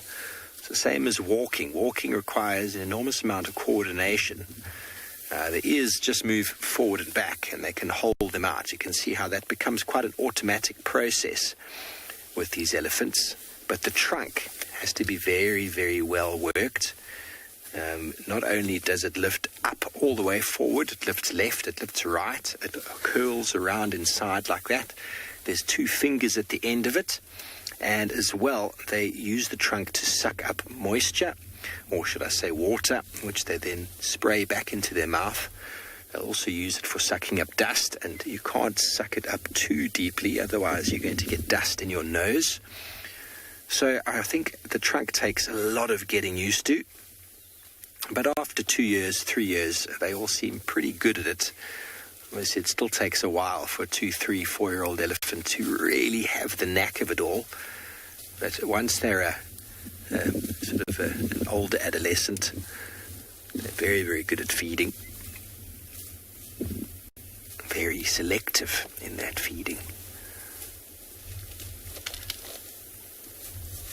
And bearing in mind, they don't always use their eyes for the movement. They'll actually move by smell. So young elephants will follow their mothers around, and they'll actually mimic what mum does and smell exactly what she's feeding on.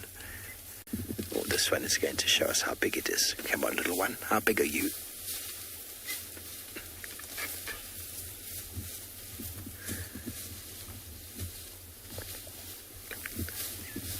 So they learn by doing. And they won't eat plants that their parents or their mother has not shown them to eat. And they've got such a good memory that I've no doubt that every plant their mum has ever showed them, they've locked away in a memory bank with regards to smell. And they know from that day on what is edible and what isn't. And then they just have to learn exactly how to get at it. It takes practice. This one is trying to use its foot. It hasn't quite figured out how to use the foot yet, but it's seen mum do it. See the ears plastered against the head as well. Keep them a little bit warmer. Okay, well, you're not going anywhere, everybody. You're going to stay right in amongst this herd, and hopefully they come a bit closer.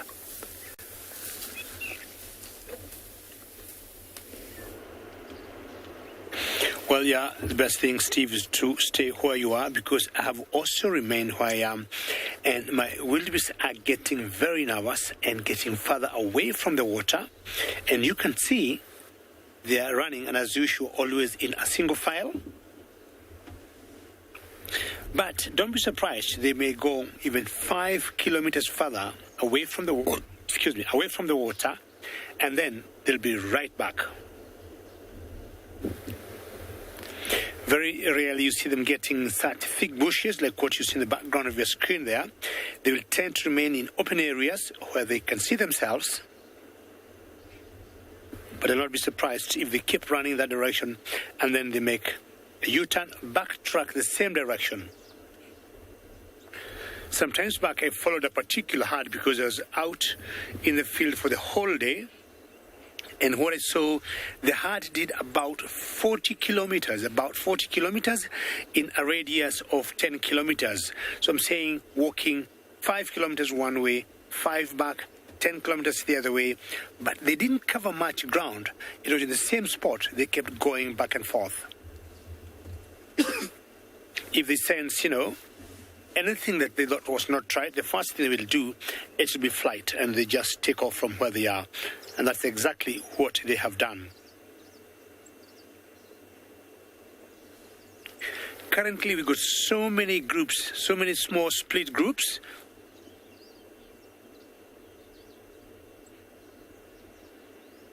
Just the white beards you see on the wildebeest, do they have a purpose? I'm trying to think what purpose they would have.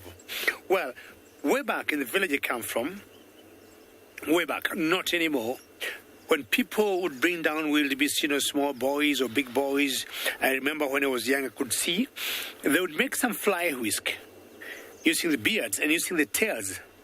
Of course, as I said, not anymore. But out here in the wild, I'm trying to think what other purpose they would set. Because when we have very bright out sun, or the sun is setting, you'll see some very nice light coming through the beards, which to me, it would make them very vulnerable to be spotted by predators. But looking at their physiology, I would not know what other purpose these beards would serve. Unlike, manes for lions, which they would use when they are fighting. But for wildebeest, I'll be trying to find out for you what other purpose or the exact purpose they would serve on their bodies.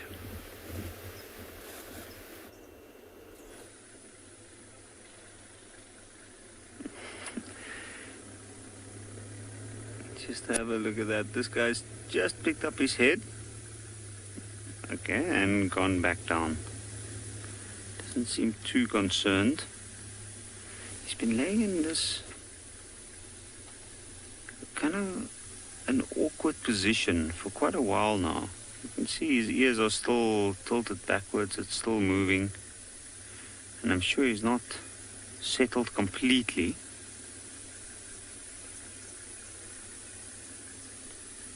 But he has been paying attention of what's happening around him, every now and again picking up his head. And the light, the comfortable temperature this morning, it's a little bit overcast here on Ngala, so it is not as cold as it usually is this time of the morning. And I think all of that has this effect on him at the moment. See, he's not even flicking his tail.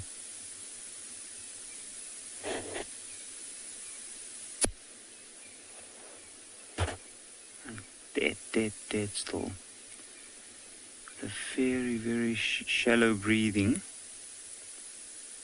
And there's some crested francolins calling not far from here. And I can see his ears is tilted in that direction. And it's actually paying very, very careful attention to that. I think I can hear a jackal calling quite far off in the clearings. And that's why his ears have just flared up. There's another one responding.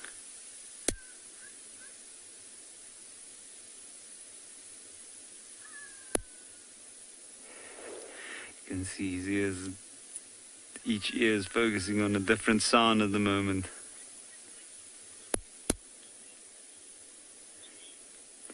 James, that's a very good question. Has Tamboti Tom been seen recently? Unfortunately not.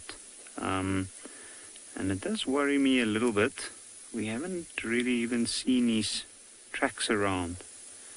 And one of the other things or one of the effects, like a knock-on effect, I guess you can say, of that, is the fact that this young male, which is his son, has now started marking territory. He's been moving in the same spots where his father's been moving. And even though he doesn't cover quite the same range his father did, he has certainly been acting quite brave.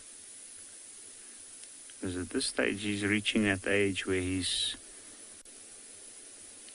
getting to his sexual maturity. And this is usually the age where he starts getting pushed off by the father, or he gets pressurized by large male leopards within the area. And in this particular area, his father is the dominant male, at least as far as we know. But like I said, we haven't seen signs of him lately. We had tracks of a large male leopard about 5 days ago, but we weren't able to find it, so we are not sure.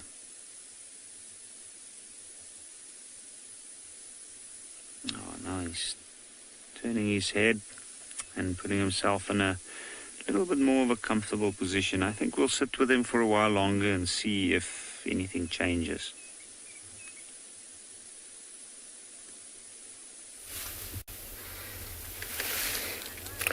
Wow, awesome. Leopards everywhere, and elephants. All of our little babies. So This is exactly what I mean about a herd. Yeah, because on the left, I think they're going to show us nicely now. It's exactly what I'm talking about when you see a herd with babies spread out amongst the adults. You know everything is very, very good.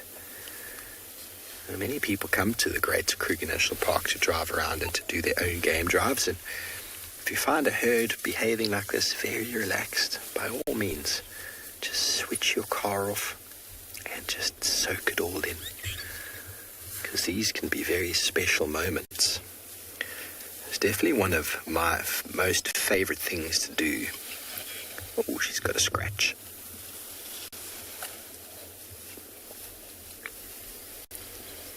Right on the shoulder.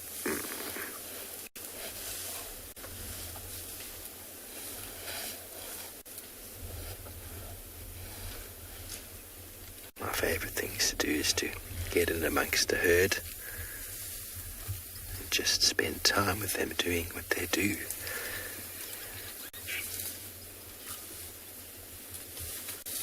They are slowly but surely heading north towards that watering hole we were at earlier. We did the hippo quiz. So we'll see if we can stay with them. They're in no rush at the moment. They're very slowly feeding. Although it's overcasted and the temperature's warm, it's not that warm yet that they're desperate to drink. But there we go, bit of an ear scratch. That requires a lot of skill to be able to lift the trunk right to the ear. You see the little youngsters trying to find the eye or the ear or food in the mouth, and it's very uncoordinated. And this little fellow has got something to carry along with. A bit of what we call in South Africa padkos, food for the road, a little snack. And just like that, the herd disappears into the thickets.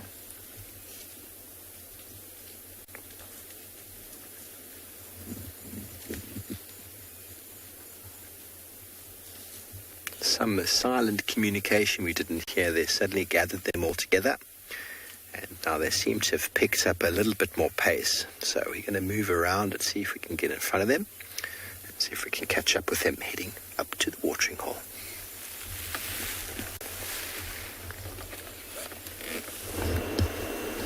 Yeah, I wouldn't be surprised if they go to the watering hole for a drink. And my wildebeest, you remember I was telling you, they will always go back and forth, back and forth. Now, when they're very vocal, the only one sound we hear is something like I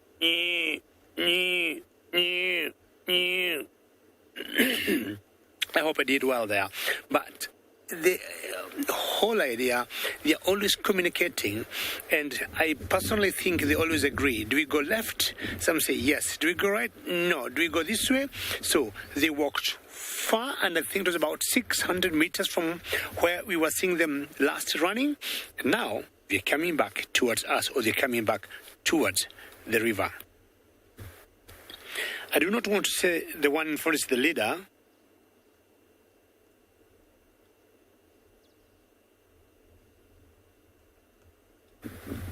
Amy, that's a very good question from you. And at your age 11, very well done.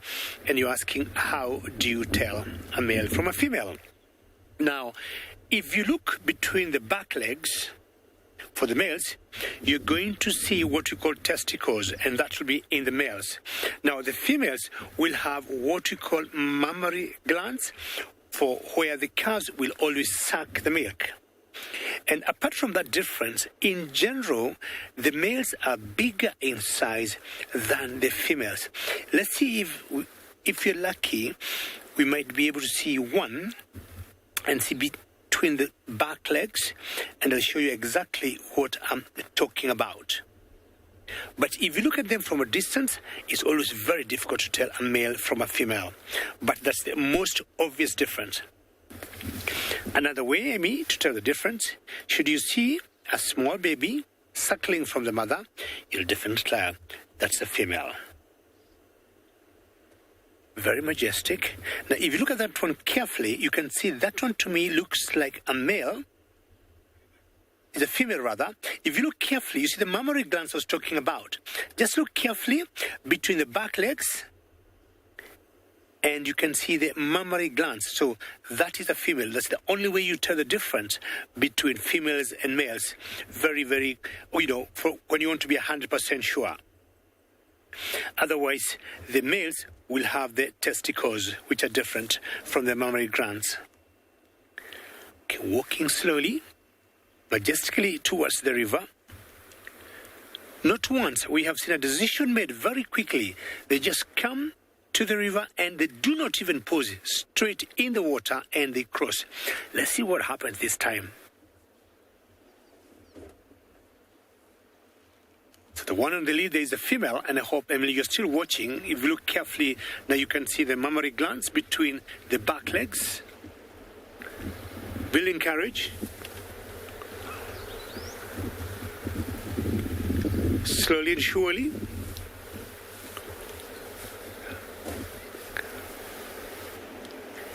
Are you sure you want to cross? Okay, they have to weigh their options. Truly they need to, but also they don't want to die. You can see the croc just popped up there, right there. 12 o'clock from where that wildebeest is looking is a crocodile head. This river has so many crossing points, and this is one of the major crossing points for these wildebeests. But sometimes what happens, every other time, they build the courage to cross the river. They won't come here 3, 4, 5 times without making that final decision, let's plunge in. Those who will make it, and those who will not, it will be a bad day for them. And of course, a good day for the reptiles in this water. 1, 2, 3, 4, 5, 6, 7. This herd is about 10. And you remember there were initially 9, but there's one that crisscrossed and came back and made it 10. Now, 2 are already in the water. The crocs brought down 2, and they were all youngsters. And this herd is weighing its options. In this water here, you can see the croc there just carefully looking and very patient, just like us, and wondering, why can't you make the decision to come? Patience, again, it's very important, and that's exactly what we'll continue doing.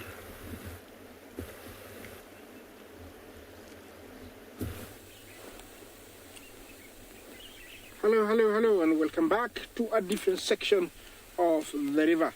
Of course, with wildebeest, they are very unpredictable, and you have to have lots and lots of patience.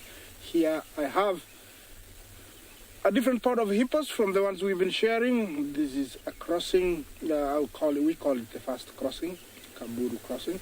And here I have yellow billstalk, hippopotamus, and one lone crocodile. He looks like he's very well fed, and he's hoping the sun is going to come out so he can enjoy it.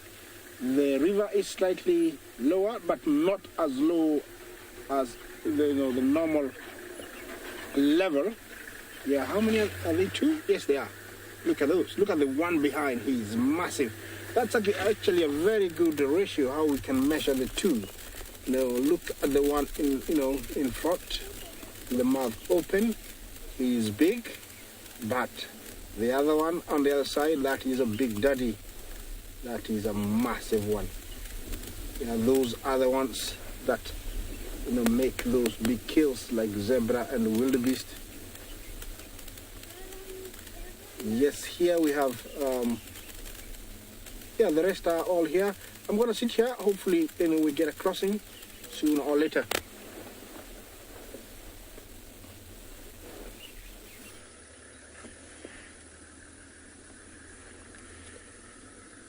So we're still with this young male leopard, and as you can see, he is still in exactly the same position. It's warmed up nicely now,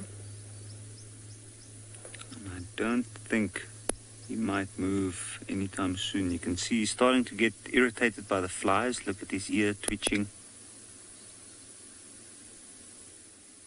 Hello, breathing. And he looks completely relaxed at the moment.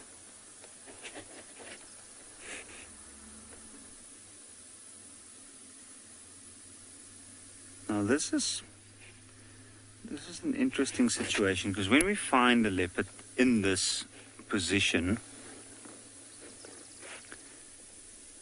I've often found that they lay down for a couple of hours, and although it's usually said that the big cats sleep a lot during the day, like lions for instance, the leopard's actually quite active during the day. This time of the year, when it's still a little bit cooler, not the high summer temperatures yet, we find that they often move late morning. Now he's basically reserving some energy. He's been about, I'm sure, most of the evening. And he's probably been moving quite a long distance. And that's why he's just settled down to rest a little bit. But I'm sure by this afternoon he'll be very, very tricky to find. Probably you can see sometimes the flies bother him to the point where he actually had to pick up his head to shake them off. You can see his coat twitching.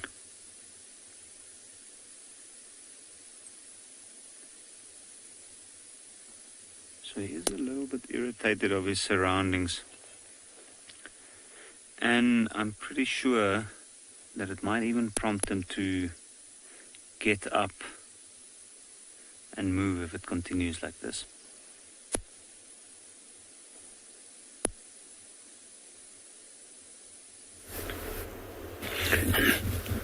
I've always been looking at the cats of Africa, leopards and cheetahs and leopards when they walk. I've always wondered which walks more majestically than the other. And personally, I've always thought the leopards do walk, in style than the rest. I would maybe want to ask you a question today. Of all the cats we know, the three main ones, cheetahs, leopards, and lions, which one do you think are majestic while they walk? And you can always send us answers or tweet to us, hashtag CGTNWild or hashtag Wild Earth. Now, there will be, again, same old, same old. We're not crossing, we are leaving the river, and we are done. But I'll tell you what, that's just for now, before they make another one huge circle and come back to where we are. So this may go on even for an hour or two. But when the decision is made to cross, boom. So when you look carefully, this is a very typical sighting to see them moving in a single file. But unlike the zebras here, they have no order. Anybody could be in the front. Because you get the zebras having sometimes, the male in front of the stallion and the young ones in the middle and the whites maybe in the back, protecting the calves in the middle. But here, the calves, some are in the middle, some at the back. So the lead one there had stopped and maybe still thinking, do we go back as yet? And then, change of mind. Not now. Let's first keep going. Maybe go look for another place to cross. Because the first herd that we saw crossing did exactly the same. 5 times they kept coming here, going to a different area, came back again, and then finally thought this was the safest place. But again, as I said, they lost 2. Because the crossing we are at has a softer gradient comparing to any other 2 that are close to where I am or the direction they're facing. There's another crossing there that to me is rather dangerous. More crocs and the gradient is much sharper.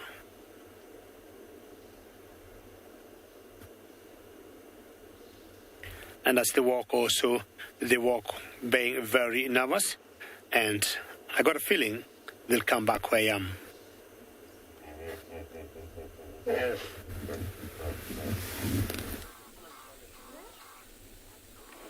Okay, welcome back. Yes, this is a different section of the river, and I'm happy to be here to show you slightly something different. These are lazy hippos, very rested. Yeah, after being out all night, it's time to rest. Those are yellow-billed stock. The 4 on the left are fully grown, and then 2 close on the mound and on the log there, those are half-grown, sub-adults. They are staying together because they're being taught how to fish, and maybe they're still being fed. Like that one that woke up, it's also a youngster, yellow-billed stock. They feed all small reptiles, fish, and frogs. Yeah. There is one in the water there. Surprisingly, crocodiles don't go after them directly as a source of food. They will avoid, I think, they're too hairy, or I would say too feathery. So they don't really go for them. Only young crocodiles, of which in this section of the river you'd hardly see them because the current is still slightly strong for the little guys. From where we are, if you look at that beach there, you can tell that yesterday it was covered with water towards where the crocodile is. That's how high the river was, and it must have been a very difficult day for anybody to cross yesterday. Those hippos, I'm sure they will come out one by one. That's what it's been happening in the last couple of weeks. They are loving being out of the water this time of the year. In the years past, you used to go for days without seeing a hippo out of water, but it's been slightly different, this year. I don't know, with everything that's going on, if that is affecting them also, that, they're coming out more and more. Remember, this is one of those areas that we get used to cross. Yes, I was comparing these two crocodiles before, and I don't know if you can see the difference, from the head of the farthest one to where the heads of the one with the mouth open is already almost, I would say, 2.5 feet, and towards the tail also he's slightly longer. So that one at the far end, I would give him a good maybe 19 feet, easy. Over here they get to that, and these guys live for over 80 years old. It's hard to tell how old he is from here, but you can definitely tell that he is much darker. He's got character. He's aged, so he's much older. Here the river is very calm. Yeah, back to the other one. You see that one has got more color, so he's slightly much younger. I'm talking about the crocodile. Yeah, here the water is calmer if you look at the river, because it's much deeper. Remember, this is the beautiful Mara River, source of life for all the animals during the dry season. Even now, a lot of them are still drinking from the river. Every now and then, this area is visited by buffalo, it's visited by elephants, it's visited by giraffes, elands, tortoises, for a drink, a well-deserved drink after being out in the open. I'm gonna stay here a little bit more and then head out. Hopefully I'll catch you down the road or back here.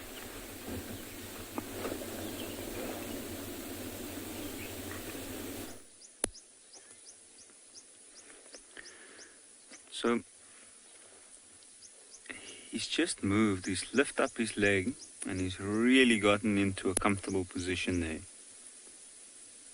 I think the flies have bothered him so much that he's decided to turn around on his back.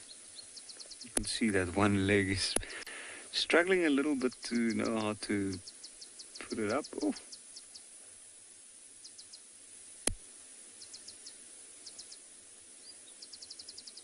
That was a quick roll. Now, at the moment there's quite a few birds calling around,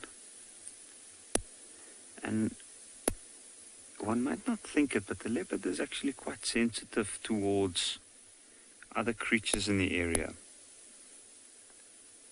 I've watched before where animals like the lion would move past certain areas where some birds would not alarm at them, then with a leopard, you see every single thing that it walks past, alarms at it. I often wonder, especially with a young leopard like this one, they're so opportunistic. They'll literally go for anything they can find.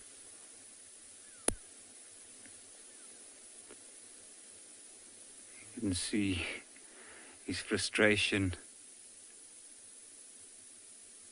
He constantly keeps moving his head or his paws.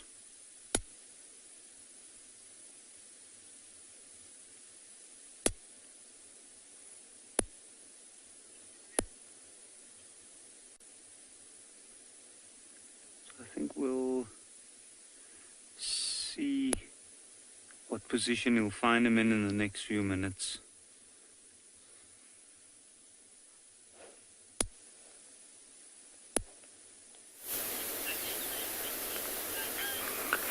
From a sleepy leopard to a trio of very active white rhinos, busily moving around, busy grazing. Oh, look at that one on the left. Look at how it's raising its tail. I think we might be in for some interesting behavior here, everybody. See how it's got its ears pressed back? It's listening to the rhino approaching behind it. Just showing some signs of being a little bit uneasy around that very dark brown rhino at the back there.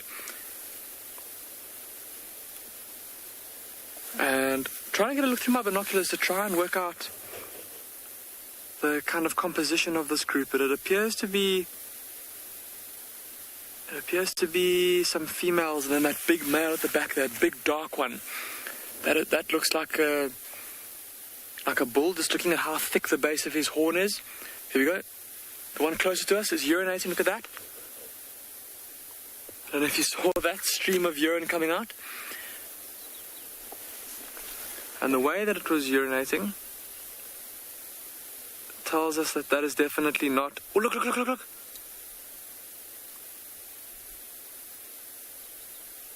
Did you see that?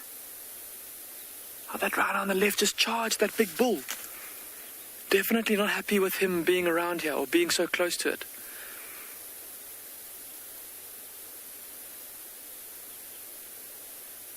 That kind of behavior makes me wonder if these aren't maybe two cows on the right here, two rhino cows, two females, and this bull following along behind them, maybe just checking up on them to see if they're ready to breed. And of course, as I was talking about the stream of urine, a rather fun subject, I suppose, to talk about, but the fact that it was coming out in a stream like that, and not as a high-pressure spray. Again, look at that. Trying to see that rhino away.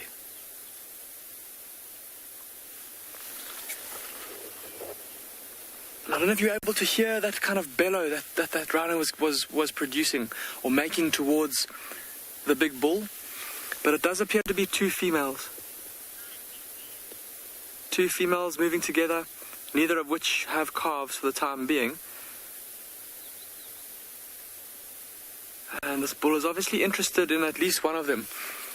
And we're going to sit here and watch for a second. I wonder if he's not going to go and smell that urine.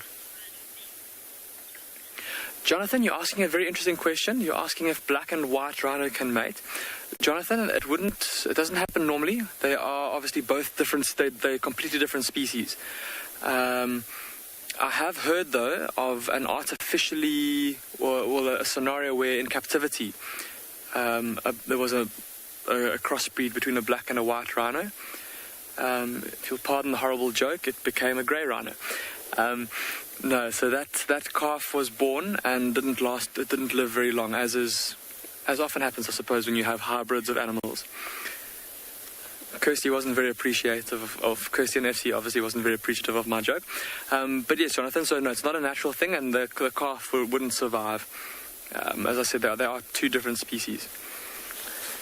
But let's watch this big bull now. I think he's going to go, see how he's for now keeping his distance, and obviously he's picked up on the fact that isn't welcome just yet. So he's keeping a good distance between himself and these two cows. But I'm sure that once they move away, and once he gets to the spot where that one cow urinated, that he'll go in and he'll go and sniff the urine. as many mammals do, to test for the presence of pheromones. He might do a phlegm and grimace. Just a way for him to analyze that urine for the presence of pheromones that might tell him if this cow is going to be receptive. And I really hope that he does go there, because I'm sure many of you have seen phlegm and grimaces before with lions and leopards. But a white rhino phlegm and grimace is especially funny to watch, because of those big, square, fleshy lips. He opens his mouth. It's quite a comical face that he'll pull. But we need him to go to that urine first. And for the time being, look how he's got his head down on the grass, busy feeding. Obviously, with that bit of hostility that he got from that cow, he's now, making sure that he doesn't approach too directly.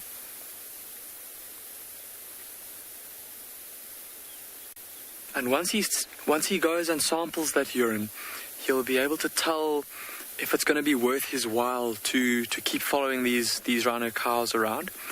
If he does detect the presence of pheromones that suggest this rhino cow might be coming into estrus, he will no doubt follow them. And it could be days, even weeks, that he follows her around until she eventually gives in to his advances.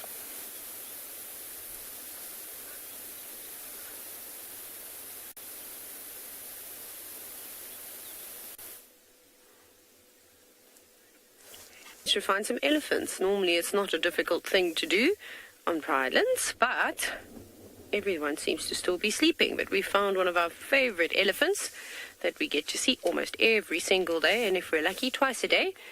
And this is Kumo, the big elephant bull that once had a conservation trekking collar on him, but it fell off, so he doesn't have that anymore. And he is so relaxed. He's such a gentle giant. He's a rather large boy. And I was chatting to the researchers and the scientists at Elephants Alive, which is a conservation project that studies elephants in this area. And they also agree that he is probably in his early 30s. So he's still a fairly young elephant. But he's big. I can't even describe to you how big his head is and how big his body is and how long those legs are. But he hasn't got that bigger tusks just yet. But he might have a growth spurt. From what the researchers have said, that all the big tuskers, they didn't necessarily look like they have huge tusks when they were young, but it rather came on when they were in their 30s, and all of a sudden. And I feel like his tusks are going to get longer than that. He's a lovely boy, though. He's very nice-natured. He doesn't really give you too much trouble.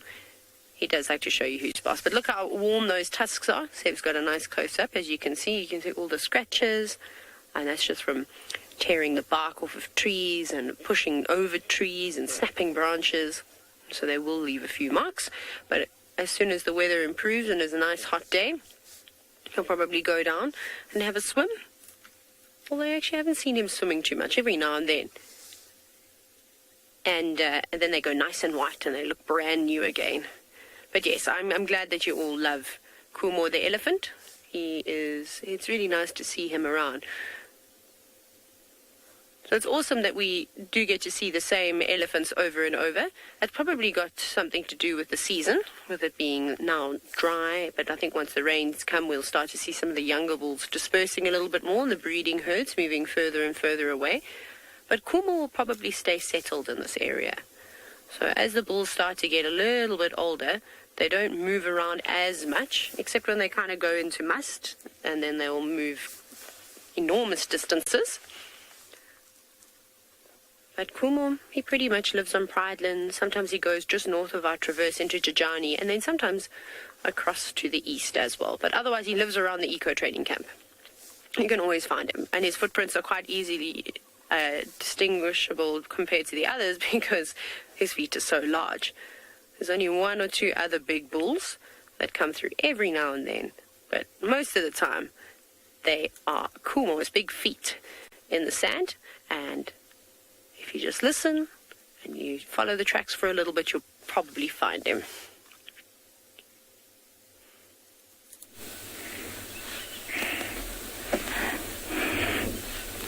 Yeah, welcome back. Same spot, no movement. My hippos are fast asleep. They utilize their time, correctly and properly. They sleep at the time they're supposed to sleep. During the day, it is too delicate for them to be out sunning or grazing or out in exposed sun. So they spend all their time and energy sleeping. It's one of those few animals that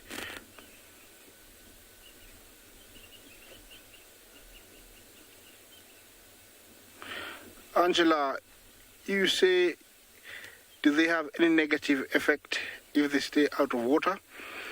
I don't know what you really mean, but it's either from the sunlight or if they stay out, they'll overgraze the land.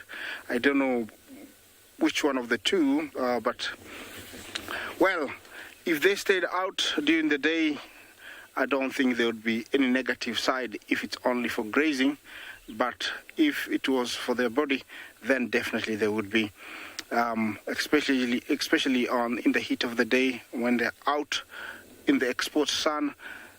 Their skin will get sunburn. They don't have enough melanism. That is what helps in the pigmentation to help reduce the heat sensitivity into the skin. They don't have that. So if they stay out, they will get sunburn. So that's why they stay in the water to keep moist most of the day. I hope I've covered both sides. So yes, it would be very negative if they stayed out in the heat of the day if they were not grazing. Yes, and actually, on that note, maybe we should get to learn more and get to understand this animal.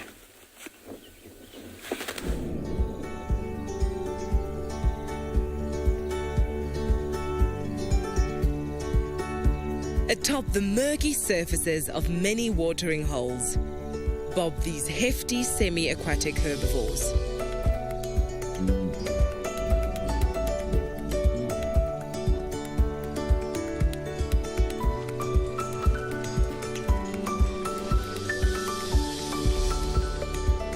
Hippopotamuses, or hippos as they are more commonly known, wade around in watering holes.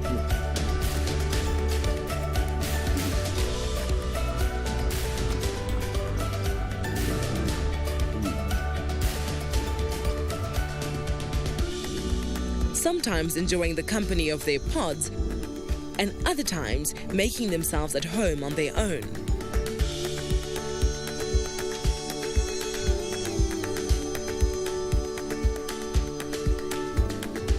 When they are not showing off their off-color chompers, hippos venture out on land to graze, feasting on the abundant grasses.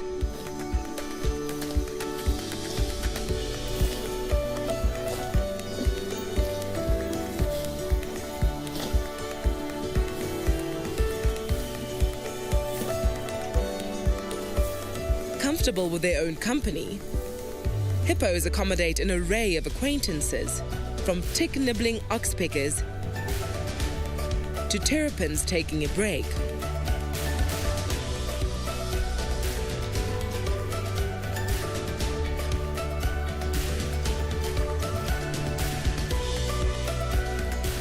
However, when it comes to their fellow large mammals, hippos can tend to be less than obliging hosts. For these fellows, waterside manners are optional.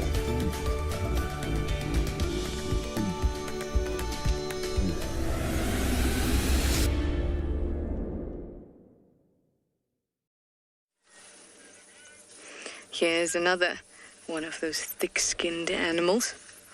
The lovely African elephant. I love to spend time with elephants. My favorite. Even though I always say it's so difficult to pick favorites, spending time and having sightings with elephants is always special. They're always doing something.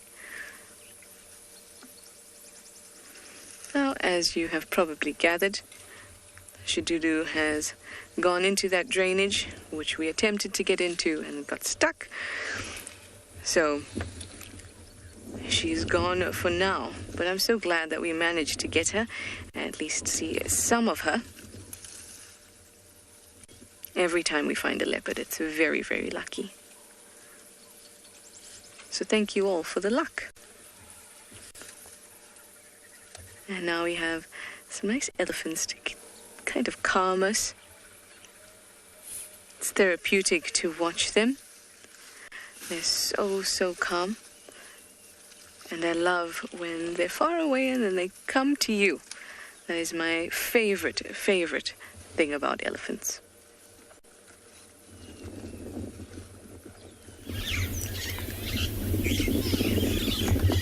Thanks, Trish.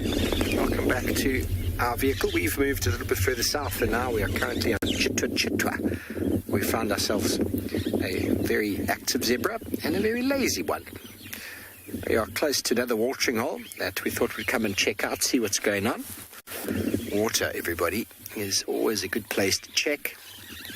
And this watering hole here has often got lots and lots of animals to be found. And you never know what could come down. There was some kudu here a moment ago that decided they didn't want to stick around anymore, and they've moved off.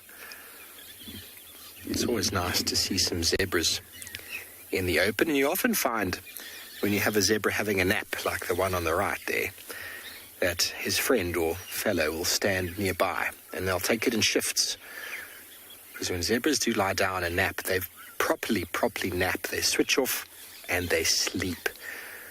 So one will keep watch, the other one will sleep, and then they'll switch around. You often find it with the babies flat on the floor, while mum stands there and makes sure no danger. Oh, great, we've actually got another herd.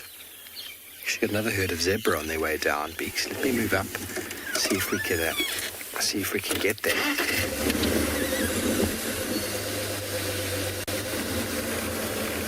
Another herd over here.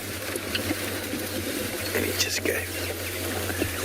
Just popped off there for a second in the open. Here comes a little bit more active herd. There we go. I'm just going to stop there for you. As how zebras move, they always walk in a single file line. And when they come towards the water to drink, they do that. So one will lead from the front, just like we do in the army. We walk point. Point man is always the one who has the most potential danger. And the rest of them will walk slowly behind. And they take their time in coming down to the water to drink because they know that there are lions and sometimes leopards lying up in ambush for them. Obviously not always the case, but it's a very common practice of predators to do. So we're going to stay here and wait for our zebras to come down and drink.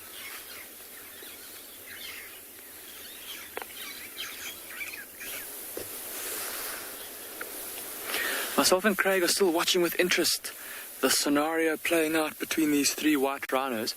Now, that bull, the big male, the one at the back, the very dark one, who's obviously had a mud wallow in some very dark mud maybe yesterday afternoon after the hot day we had, he went and smelled where that first rhino urinated, but we didn't see him phlegm and grimace. What he did do, though, is he scent marked on it. And he, as I said earlier, a territorial bull like this will spray its urine out like a high-pressure hose. And he sprayed over where that other rhino had scent marked. But we didn't see him phlegm and grimace, so... yeah, interesting to try and work out what is unfolding here. But see how he's closed the gap between himself and these other two, and he now seems to be walking straight past them. So perhaps his smelling of that urine was obscured by the long grass. We couldn't quite see what he was doing, and he may have already tested that urine, decided that this is not worth his while to keep following along behind these two females.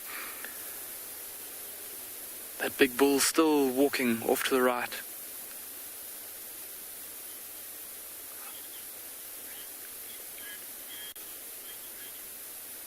Laura, you're asking Toronto. Laura, it can be up to about 40, 45 years at a maximum in the wild. Of course, though, it depends on a number of factors. It depends on disease, it depends on the health of the animal, on the environmental conditions. If the rhinos live in an area that is prone to very bad drought, where food can become quite scarce, they might lose body condition, and so they might die a bit younger. But yeah, about 40 to 45 is about the maximum that they'll live to, Laura, in the wild.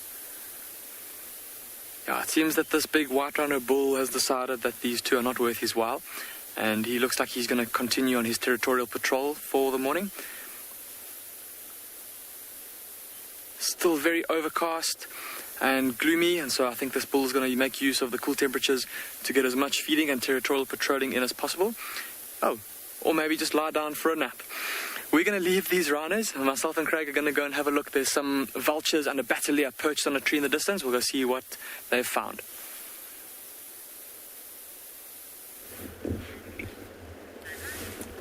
Yeah, wonderful to see the rhinos. In the Masai Mara, also game reserve, we got rhinos, and here we only have the one species, that is the black rhino. Of course, other parts of Kenya we got white rhinos also, but the black rhinos are the native ones to the Masai Mara game reserve. Now, the same wildebeest we saw earlier that crossed in that particular herd that they lost two, this one, if you remember, he almost came back and wanted to cross back the river from where they came from. He has disappeared, but he has just popped up again and very determined to go back.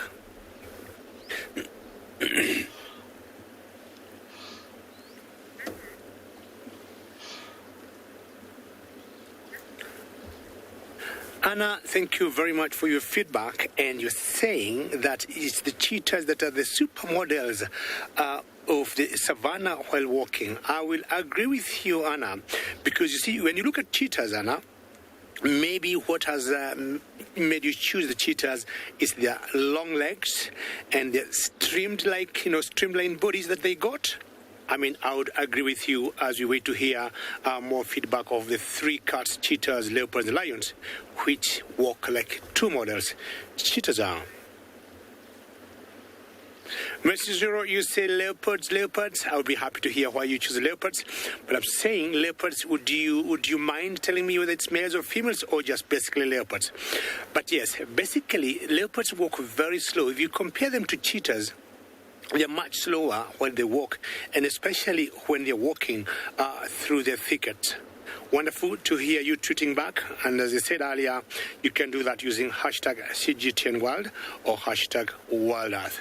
Who do you think walks in style, cheetahs, leopards, or lions in the African wilderness? Now, you wildebeest, I'm giving you a clear warning, don't try. You cross, I do not think you'll make it. But if you make it, good for you. If you don't make it, good for the crocs.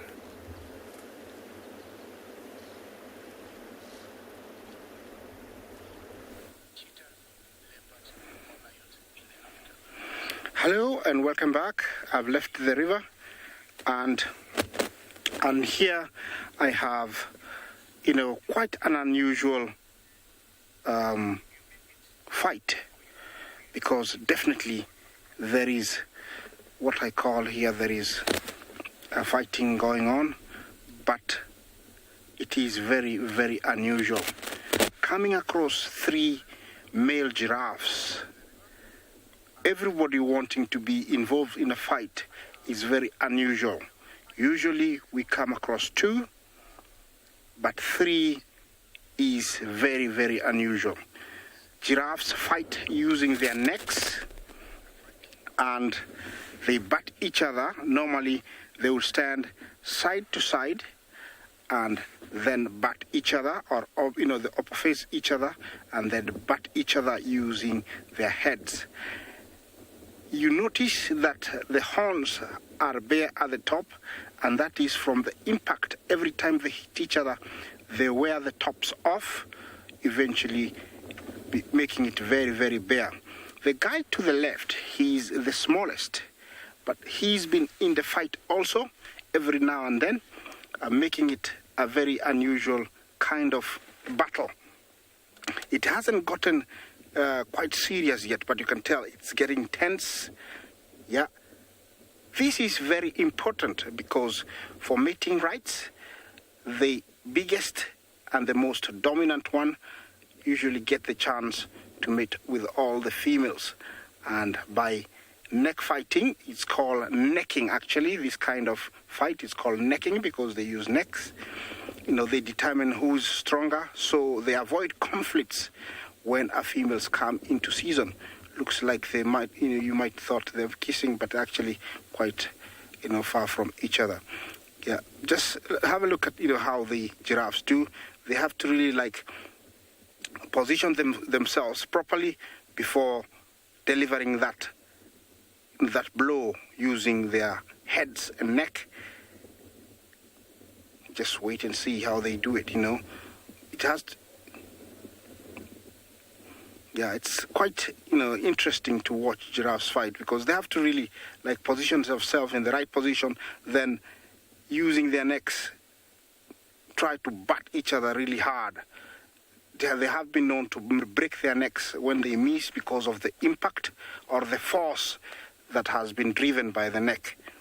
Yeah, looks like the guy to the left is giving in slowly. I'm staying here with these guys, see what's going to happen.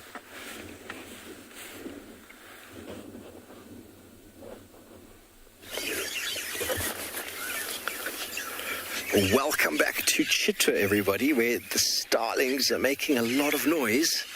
But we've got our zebra family and a little association of giraffe heading towards the water to drink. This can often be quite special to watch. So I know there's lots of noises going on. So I'm just going to allow you to enjoy the next moment. Hello, Amy. Age 11, let's just get your question out the way first. You want to know how long a giraffe's tongue is?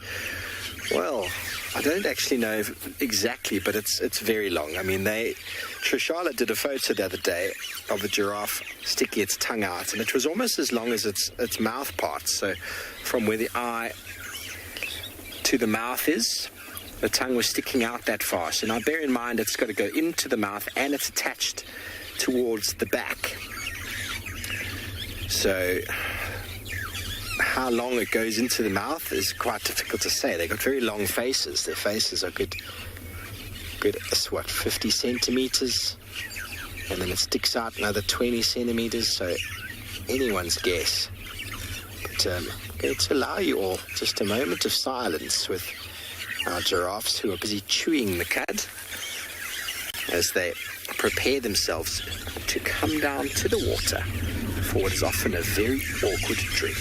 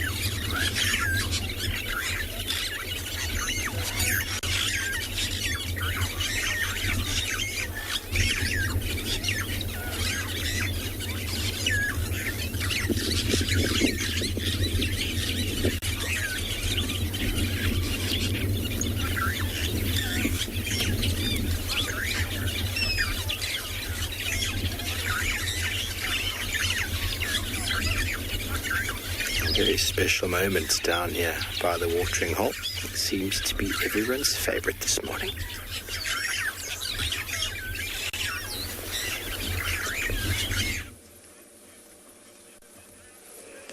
We're still with these lovely ellies. They're taking their time feeding along. Really special and relaxing.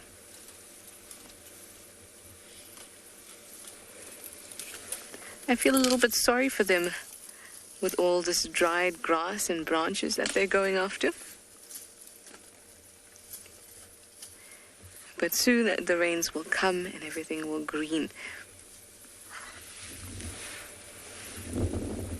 There's a little one. It's being a little bit feisty.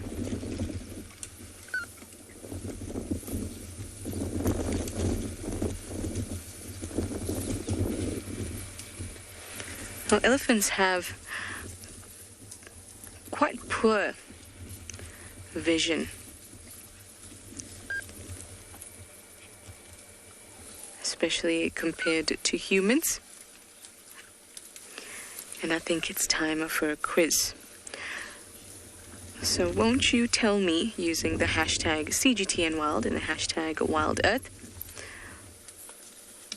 why is an elephant's vision poor? As in, what makes it poor?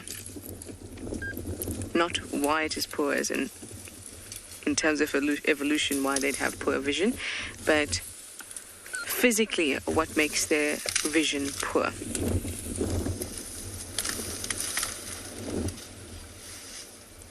We have two types of cells in our retinas called rods and cones. They each do different jobs. And maybe you can tell me why the elephant sees the world a little bit differently to you and I. But not all of you, by the way, but we'll talk about that a little bit later when you get me the answers. What physically makes an elephant's vision not as good as most humans? Hashtag WildEarth, hashtag CGTNWild. Bimble.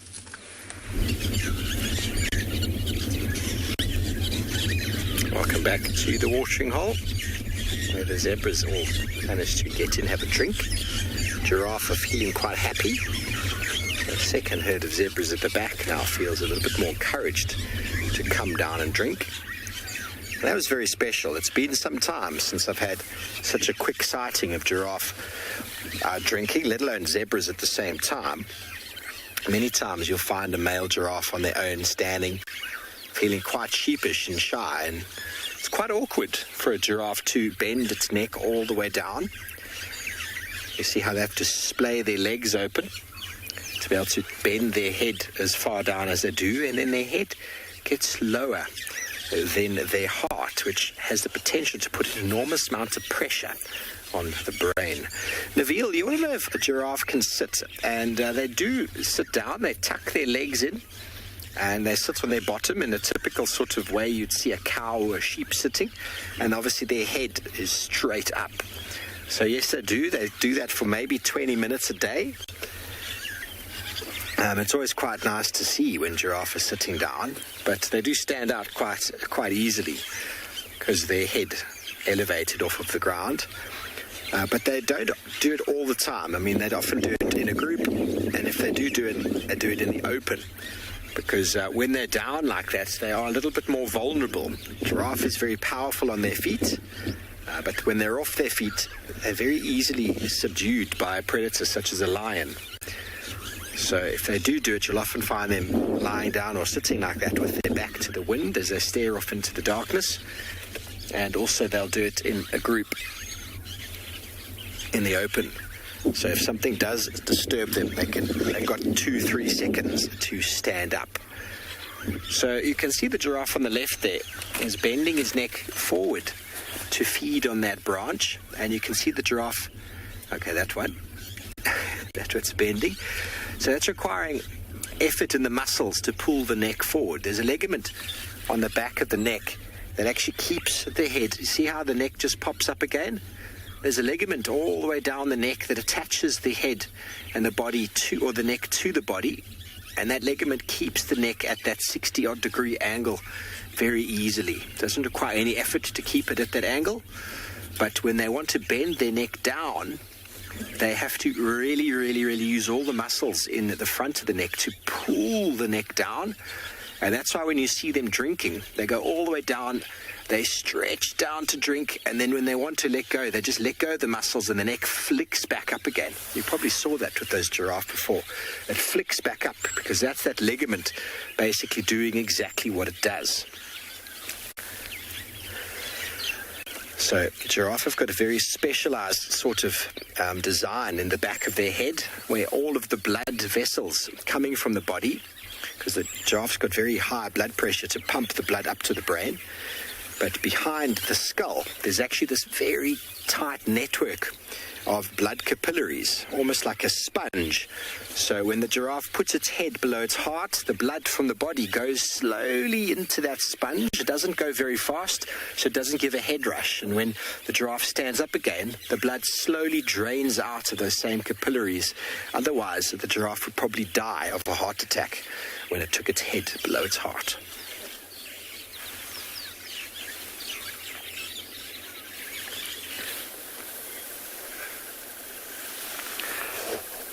So these are the vultures and the bateleur that myself and Craig spotted from where we were watching those white rhinos. See the bateleur there on the left, slightly higher up. Currently preening itself. Oh no, it hasn't moved. It's got its head tucked under its fin. It's almost like it's asleep. Oh no, there we go. It's back with us. Look at that beautiful red face. And then just to the right of it, that white-backed vulture. And they're all perched up in the top of a fig tree. And if we just pan off to the right and zoom out a little bit, you'll see that there's quite a few vultures nestled in the top of this fig tree. And if we zoom into those ones on the right-hand side there, there's a couple of vultures that are facing us. And if you look very closely, see, there's that one in the middle of the screen. Look very carefully at its chest. Can you see how there's a bit of a bulge, like a bare patch that's coming out of the feathers? Or even better to look now at the one on the far right that's just finished its little preening session. If you look in the middle of its chest, see that kind of brown oval shape there? That's its crop. And the fact that it's sticking out like that and so swollen tells us that this vulture has recently had a meal. And if I look carefully with my binoculars at all these vultures, they've all got these very full crops. So there's obviously a carcass here somewhere that these vultures have been feeding on. I don't think it was now. We haven't seen them flying around or moving. And we did come through this area a little bit earlier. We didn't see any vultures flying around. So perhaps yesterday, sometime these vultures and this bateleur discovered the carcass and they've managed to fill their crops and fill their bellies.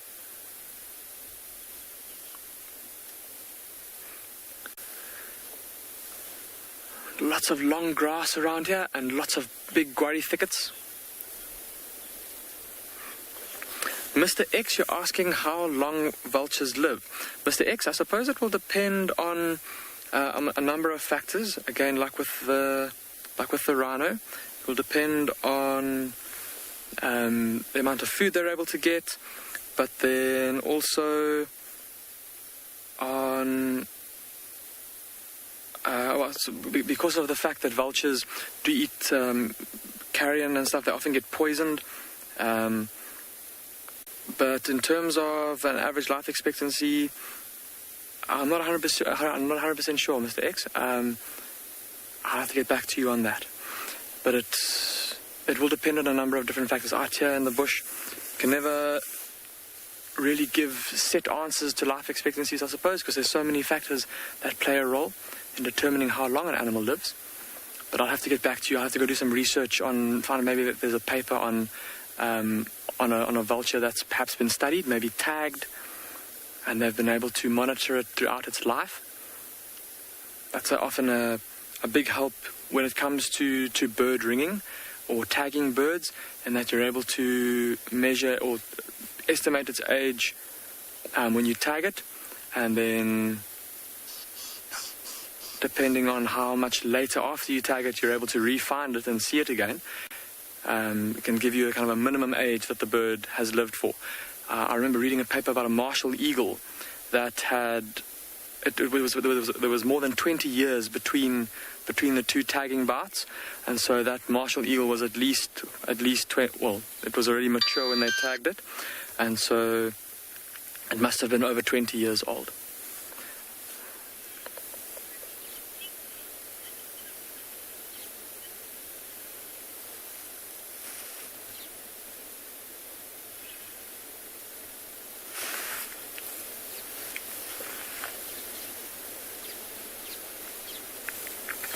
But we're going to have a little look around, myself and Craig, to see if we can find where this carcass is. Apparently, Kirsty's just done some research, Kirsty and FC. She's saying that apparently she says king vultures, kind of vulture that we don't get here in southern Africa, but apparently they can live up to 30 years. So there's a kind of a rough ballpark figure. Oh, there's a lilac-breasted roller. Listen, everybody, can you hear it calling?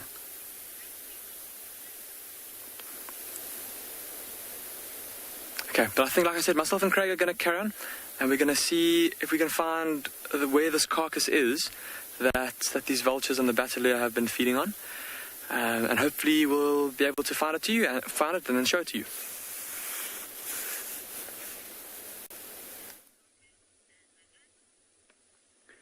So, just look at that. We've had this leopard got up, move only a few meters, no real effort, as the wind picked up, and then he came laying down underneath this African wattle.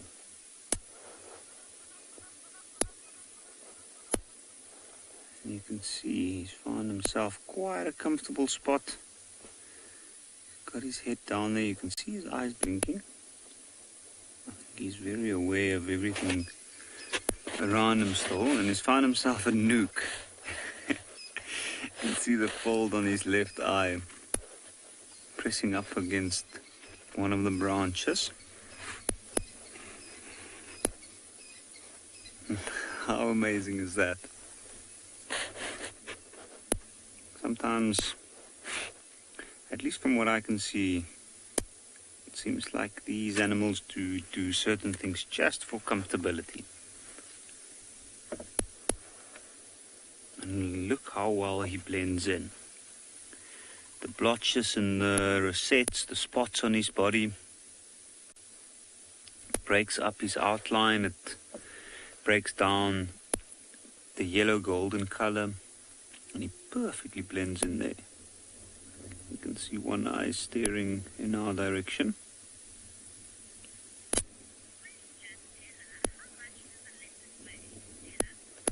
Stella, that's a very good question. How much does a leopard weigh? Well, generally the average size that they give has got quite a large discrepancy between the lowest amount, or the smallest, and the largest.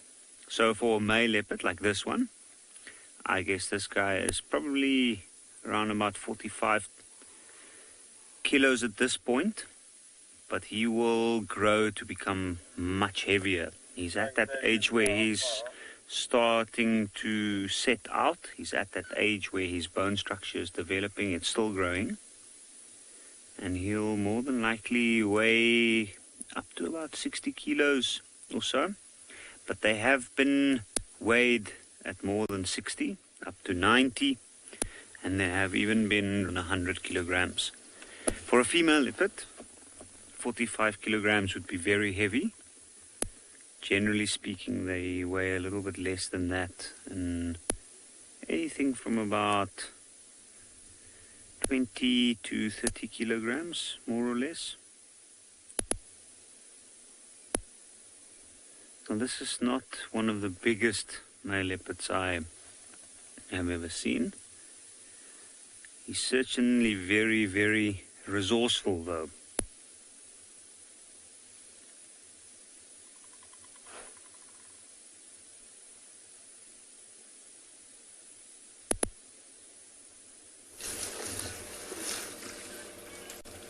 These elephants have been taking it very, very easy this morning. Gave us a little bit of a walk by. They came, said hello. Everyone's very, very, very chilled out.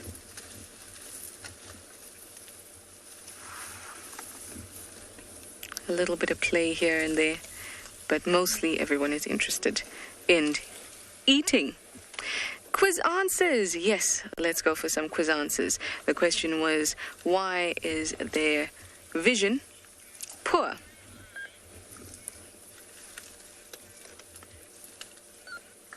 Lisa, you say they have small eyes and they have limited peripheral vision. They do have small eyes. They're small. Their eyes are only about 4 centimeters in diameter, which is not large at all, especially for the size of their body. But the size of the eye shouldn't matter too much as long as the pupil can constrict and dilate as needed. There was another part to your answer that has now escaped me as I think about their eyes.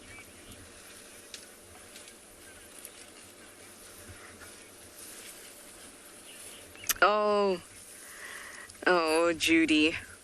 I'll get to you just now, Judy. The answer before also mentioned peripheral vision. They don't have great peripheral vision, and neither do they have great depth perception and binocular vision. But because of the placement of their eyes, they have kind of a good all-round view. They also don't have sharpness to more than about 25 meters in front of them. But it's not too bad.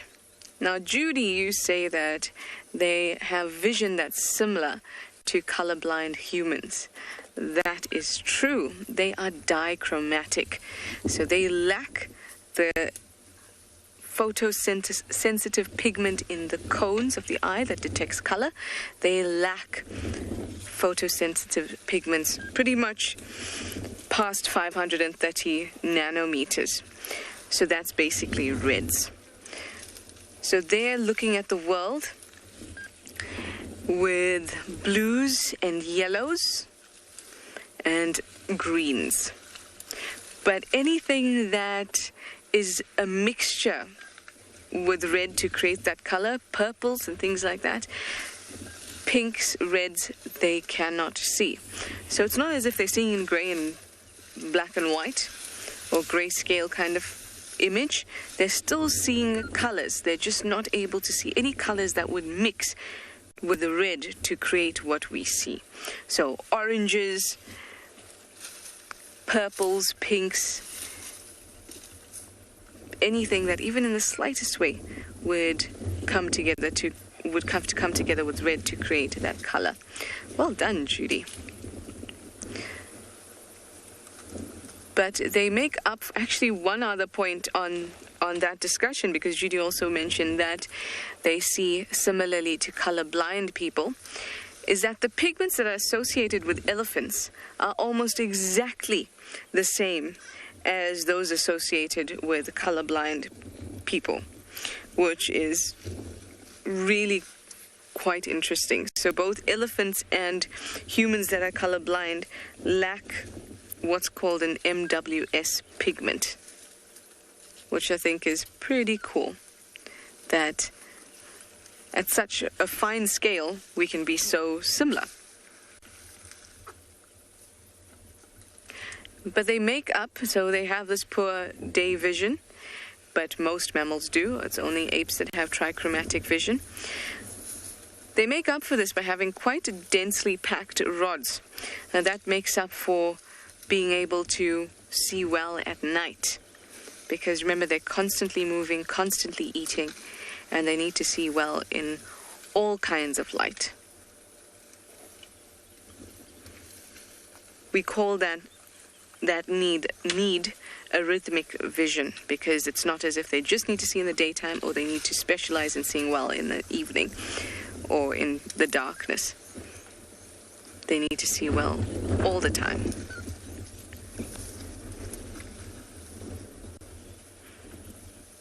It is theorized that the development of the red pigment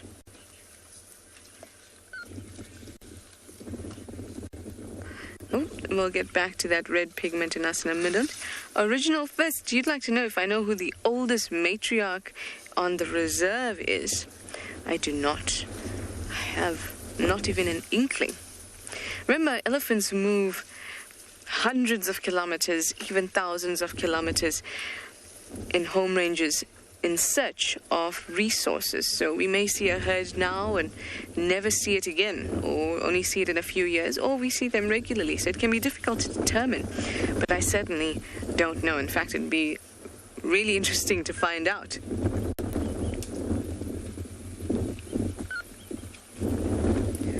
Some lazy chewing going on there. So last point on vision, the red color receptor that we humans have and apes have, it's theorized that that has developed as a result of us being able to pick fruits and determine ripe from unripe, and then that contributing to our development and evolution as well. Again, that's tied in with the freeing up of our hands to be able to pick fruit and berries and things a lot more with a lot more ease. And that working hand in hand, no pun intended, with the red color vision meant an accelerated development. Another reason that we could have had such, or we could have developed such good eyesight with all three color receptors, is to differentiate snakes, because as we were in the trees and starting to pick fruit and vision getting really great, a new enemy presented itself, those being snakes that hang out in trees that would have been difficult to differentiate if we only had color receptors for green and blue. Because then they'd look a little bit pale and a lot like branches and logs. All very interesting theories, don't you think? I think so. It helps us understand the world around us, and at least it gets us thinking.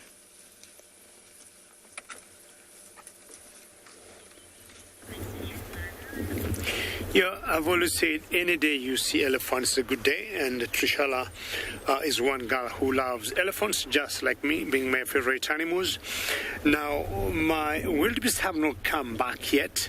I've been very patient here, waiting for them to come back, but the hippos are still in the water, entertaining, growling and making all the noises once in a while, splashing in the water as they wait for the day to get warmer for them to come out. I've also been waiting to see the two wildebeest that were brought down by the crocs, and I haven't seen them as yet.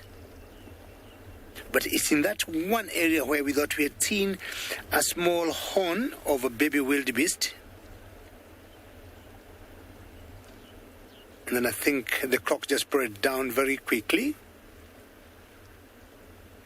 but I'm sure by now they must have died. What will happen is they just make sure they remain in the water, they stash them in the water to keep them as fresh as possible, but also making sure the smell doesn't go out there when they start rotting to the hyenas or to the lions, because if they pick it up, they will definitely come and try and snatch the meal from the crocodiles, having done a pretty good job early in the morning.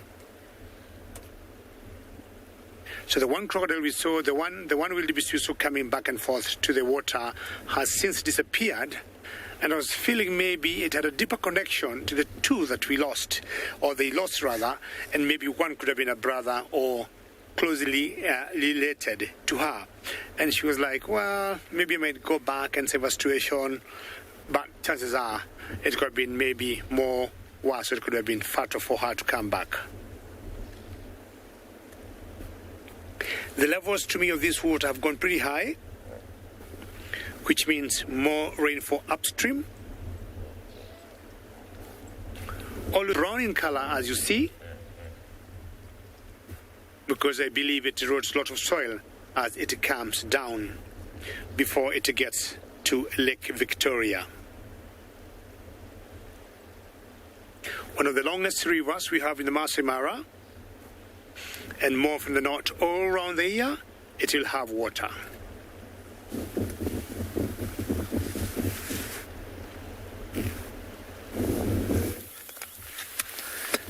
Good morning and welcome back to some more water.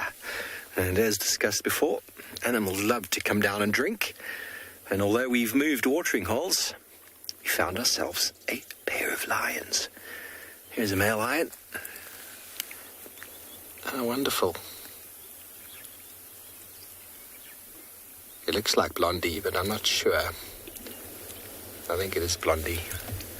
One of their vocal males. And once he quenches his thirst, he's going to walk right in front of our car, because there's a female lioness here as well. Okay, that is, let's see, here's that mohawk maybe. See, have he limps on that front left foot? Yeah, that's mohawk. I'm not actually sure. Blondie's also been injured lately. Oh, it looks like Blondie. Hey, BK? I'm not sure. I know many of our viewers out there know our lions intimately. I'm almost certain this is Blondie because of the hairstyle. No, he's not bothered at all. See, he's closing the distance between us. He's going to look at the car and go like, what are you doing there? But not at all concerned. And just there in the shade, a moment, soon you'll see a lioness. Now, is he going to sit this side? Yes, he is. Okay. Hello, big boy. Now, we're going to reposition in a moment and come around onto the other side there so we can get both male and female lion in shot. How cool is that, though? Okay, let's move around.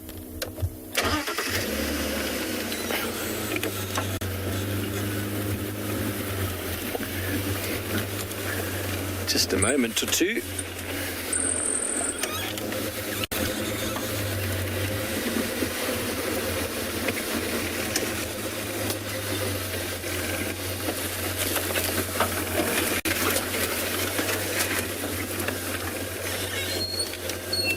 Okay, reposition for you there and show this beautiful lioness.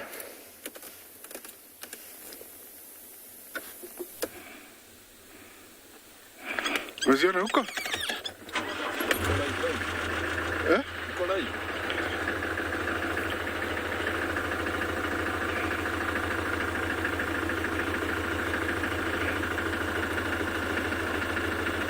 Hello everyone, and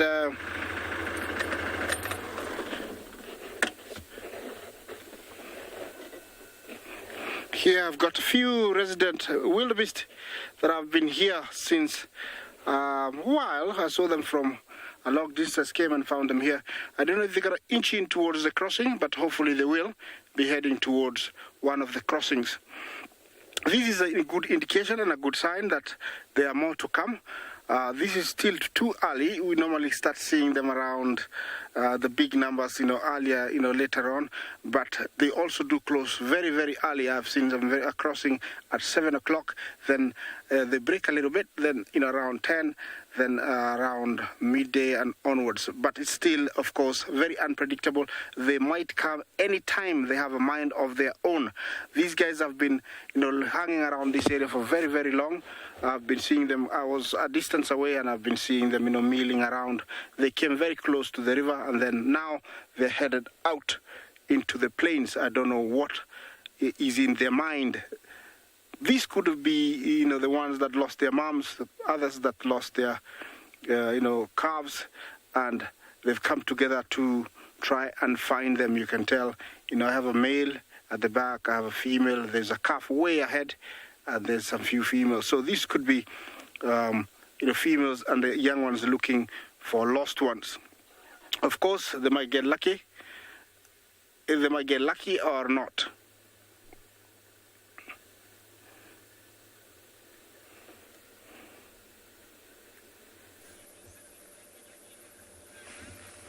Look at this. I was about to drive past it and I thought, why not share it with you? It's a beautiful bushveld of gardenia.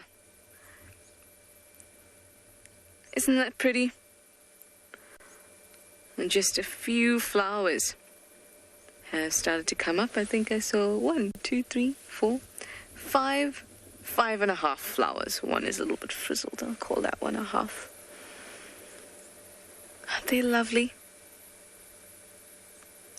They're very pretty, and they smell quite nice. And they kind of come in different colors. You can see that some are quite yellow, and some are quite pale and white. That one's quite a yellowy one. And when it's in full bloom, the whole tree has this really nice kind of speckled effect of the different depth of the colors.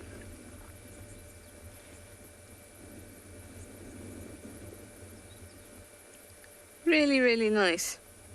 Apparently you can bonsai these trees.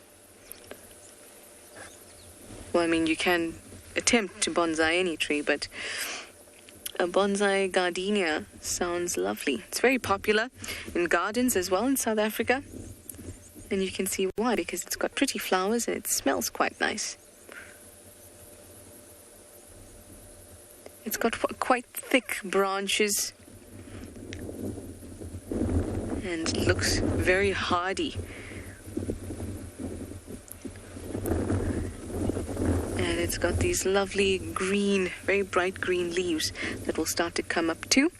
And I'm sure we'll have a lot more flowers on the reserve in no time.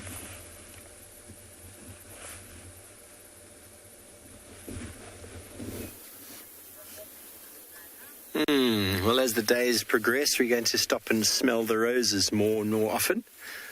It's nice to see the spring flowers on their way. Now, this female lioness, I'm not 100% certain who she is. I'm wondering if she's one of the Nkuhuma Pride lionesses. It's possible. But I know that this pair was on the southern side of Chitwa yesterday on a net. It's possible she might even be part of the Tortured Pride. She doesn't stand out to me as being one of the lionesses that I know. So if any of the viewers out there know who this is, please, by all means, let us know. I'm almost certain it's Blondie, but then I can't be 100%. It's definitely not either of the brothers, Mohawk or Dark Mane. The Avoca brothers. It's not impossible for a different male altogether to have followed this female from the south.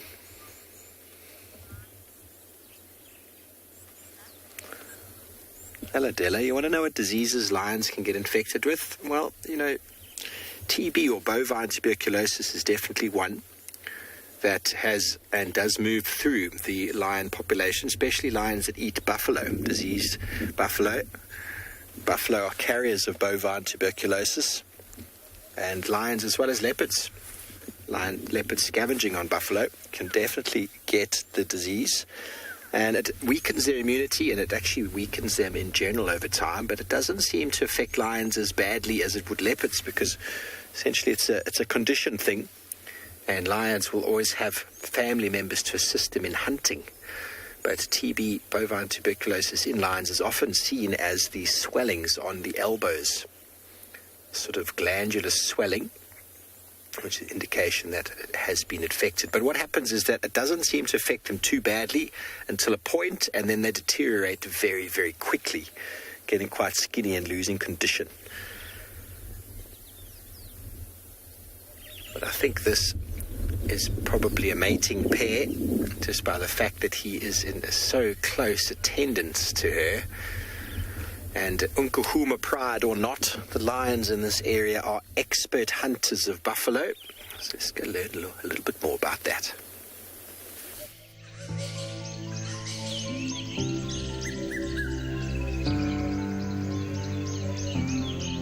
Being the more social of big cats, lion prides present a particular challenge. The lionesses leading these families often have many mouths to feed.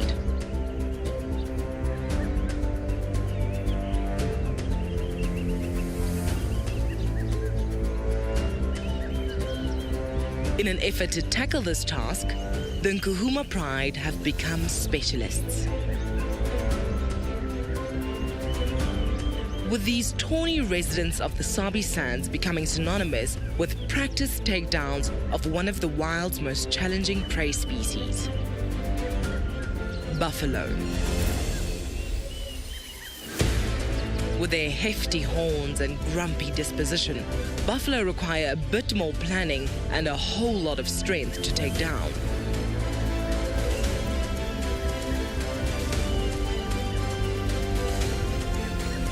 And they also aren't afraid to fight back.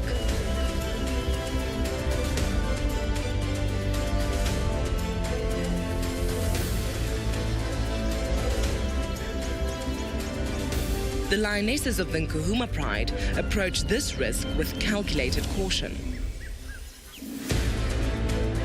Even with their numbers and skill, taking down a buffalo is never an easy task. The resident coalition members is often more an intimidation tactic, with the females doing the lion's share of the work. The males ready themselves to gorge on the soon-to-be feast.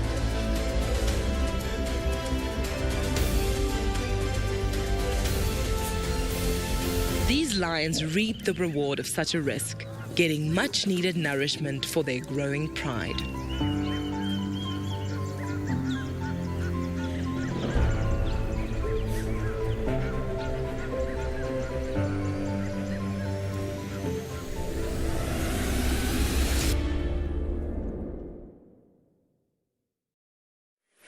That was an incredible sighting with the Nkuhumas and that buffalo. It was such a privilege to be able to see that. And it happens out of nowhere, and like we've said, they are specialists when it comes to buffaloes.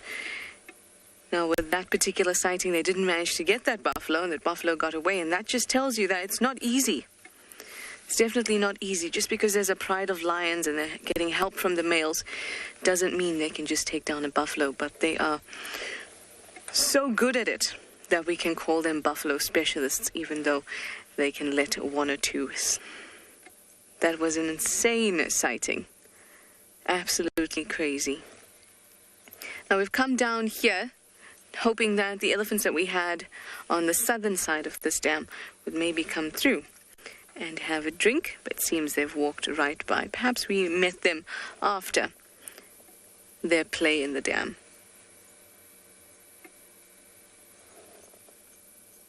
And starting to warm up quite nicely. And that makes me quite happy. The sun is peeking out. So we're going to keep on bumbling about and see what else we can find.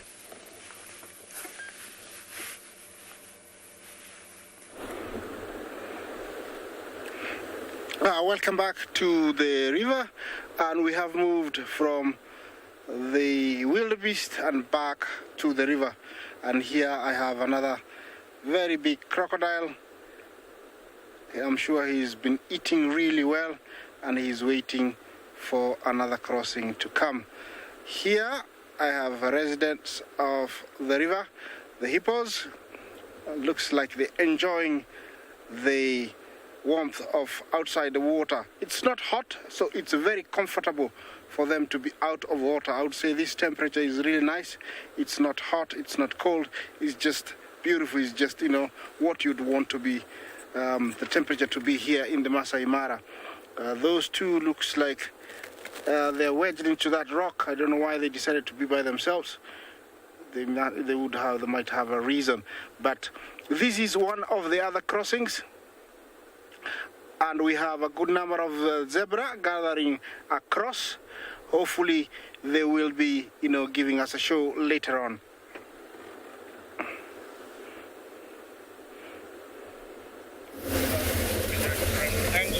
Okay, just repositioning there, everybody, trying to get our pair where they're headed to.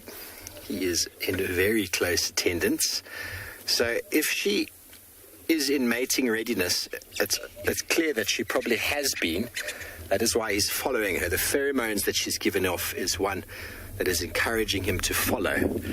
Now, if she wants to mate, she will lie down for him or rub herself up against him in front and then lie down, and then mating will ensue. It can be very, very quick, so I'm going to reposition again in case what happens. There's the birds and the bees, everybody. It can be very, very quick, and it can also seem extremely aggressive. So we don't know if they're mating, but for him to be following her like this, it's a very good indication that that is what is happening. But we haven't seen it yet.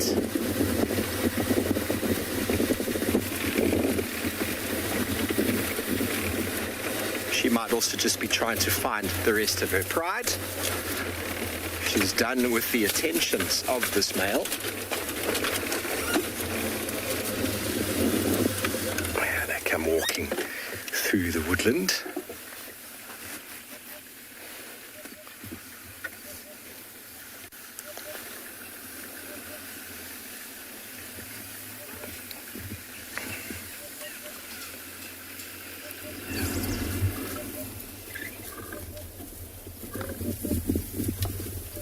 Hear the sound of another vehicle. We're not alone. Okay, well, I didn't position very well there, did I? One more chance.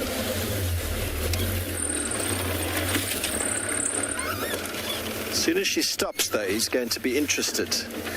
But I think she's hungry. The way she's been looking, she's looking for some food.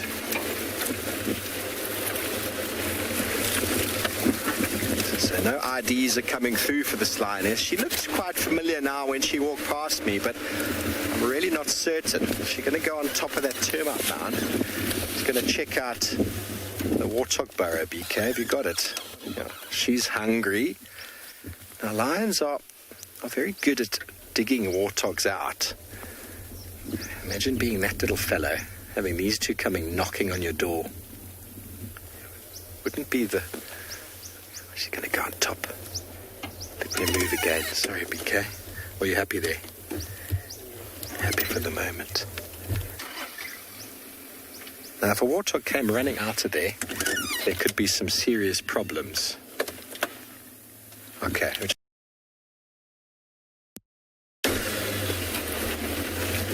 On top of the termite mound.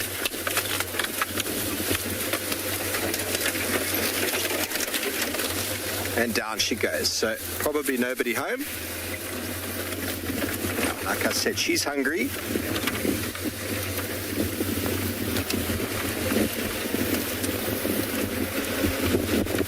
There's a hyena just up here. This could be interesting. There's a hyena, just 2 hyenas, maybe 3. So 50 lion mating process. What are these hyenas doing? There's 2 of them there. These lionesses, this lion and lioness are going to give them a hammering. Just be very careful. I don't think the hyenas know yet that this lioness is here. There we go.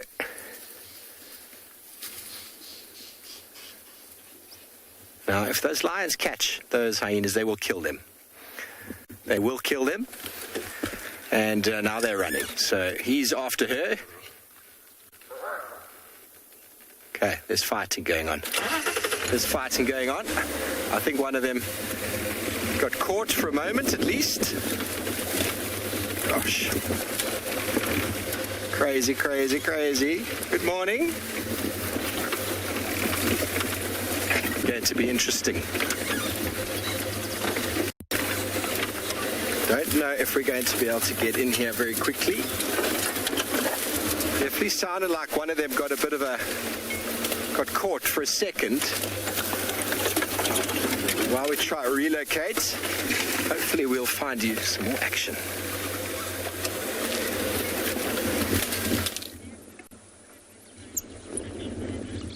Well, it wouldn't be the first time they got a bit of a hiding from hyenas or from lions or from other predators.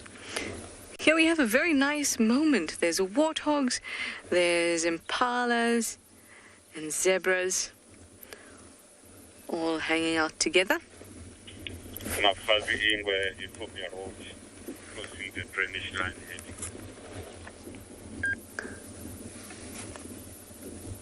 Very, very nice. Lots of tails swinging, and as you know, it's that time of the day and that time of the year where wind is picking up. So huddling close together like this, even though they're different species, means that there's different heights in terms of where their vision can actually take them. So they can see different bits. Their hearing is just slightly different. Their vision just slightly different. Their sense of smell as well. And they can all help each other. Apart from that, it's an extra pair of eyes. And many of them to keep everybody safe. Well, in fact, they're not trying to keep everybody safe. Everyone is looking out for their own safety. And by putting somebody else in front of them, when somebody's in front of them or behind them and they keep it that way, means that they're less likely to get taken. And then you get this aggregation of herbivores, each one looking selfless, but in fact very, very selfish. Laura, you'd like to know, how can we tell when an impala is ready to mate? Well, with the males, it usually happens in their prime, and that's anywhere between about 5 and 8 years old, with about 7 to 8 probably being their proper prime. And he will start to display. He will start to actually make that burping sound. He'll start to get a bit of territory. You'll find them by themselves quite a bit. And when they display like that, they rub their heads on plants to let females know that they have a territory available and that they're ready. And when they do that, that is the most obvious thing that lets you know that the impalas are ready to mate. And that will also signal to the females that are sexually mature that it is time to mate. And that's the most obvious thing. Otherwise, it's very difficult to tell.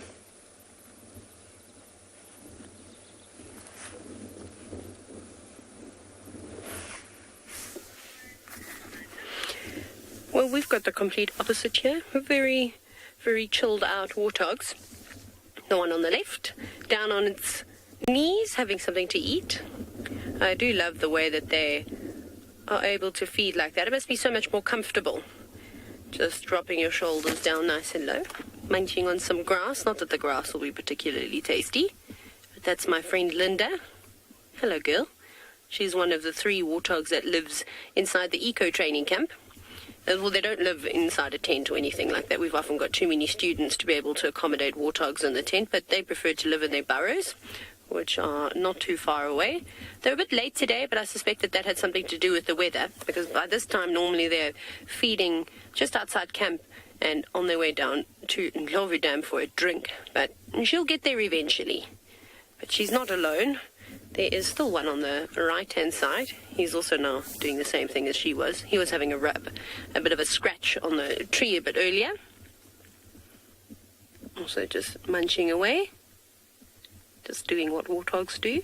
it is really, really nice to see relaxed warthogs as well, because this is an animal that is super sought after on safari. Things that people want to see all the time, barring the usual big five, but it's always giraffe, zebra, and then warthogs. And normally what happens is you just see them disappearing. So I really like that we get to spend a lot of time with them. And I'm hoping, because these three are so relaxed, that when Linda does have her babies in the next few months, hopefully she has lots of little piglets, that she's habituated enough to the cars and people, and that we'll get some really good sightings of little pigs, little piglets, because they are absolutely adorable. But again, Mum's normally quite protective over them, and at the sound of a vehicle, she'll dart in the opposite direction. So fingers crossed. And then I'm sure you can see some legs moving just on the top right-hand side of your screen. Those legs belong to Impala. You can see them. There they are, all the boys. Sure, that's very loud. Sorry, I'm trying to find... How do I turn that down? Alarma, I do also like a warthog's mane. Unfortunately, the Impala don't have any manes at all. And, sorry, I'm just waving to another safari vehicle saying that they're more than welcome to pass us if they'd like to. But yeah, that mane is awesome. And normally when you see the warthogs getting quite like riled up or excited, or sometimes when they get frustrated, they're able to erect it, and then it stands up nice and straight. And then you really realize how much hair a warthog actually has, because most of its body has got sort of bristles. You can see them, but it's not a fluffy coat like the Impala sort of has. The hairs are much more dense and a lot more sparse between. They've got tough, leathery skin. That is able to to protect them as well. But that coarse mane on the tops of their heads is really, really awesome, and I do like it when they erect it like that, which is quite cool. And then of course you can see the very, very obvious things that are protruding out of the side of its face. Yes, we're talking about your warthog. Perhaps this is your first time watching and you've never seen a warthog before, and you're wondering, what on earth are those things? But those are actually warts. It's basically cartilage that has developed there. Chris, seeing as though we have got the Impala still around here, not the one that you're looking for, because Chris is asking if the female Impala with horns is still around. So I've told Sebastian, who's on camera with me today, and he's never seen a female Impala with horns, so we've been trying to look for her every time we go down towards Leopard Dam, but no luck. I hope she hasn't been eaten. But there's quite a few Impala herds that live around that area. And, it's quite difficult. There's not that many roads that we can drive on. So she could just be standing in the middle of the block. And that herd was also notorious for being quite skittish. So whenever the vehicles came around, they weren't like most of the Impalas that would just hang on by. But they would actually run away, which is why it was so challenging to try and get a decent view of that female Impala with the horns. But we'll keep looking for her. I know Mike is going to be back on drive from this afternoon, so I will tell him that there are a few of you that are quite keen to try and find that Impala, and while the cats are away, perhaps it will be able to keep Mike busy for a little while.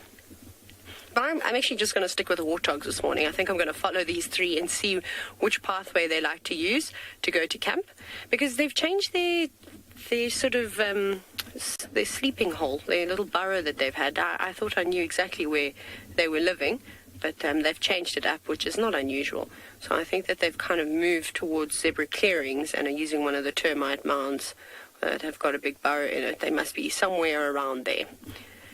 But it's quite nice to be able to watch some of the smaller things and see what they get up to during the day, because it's not all very often that someone wants to sit with warthogs for the whole day.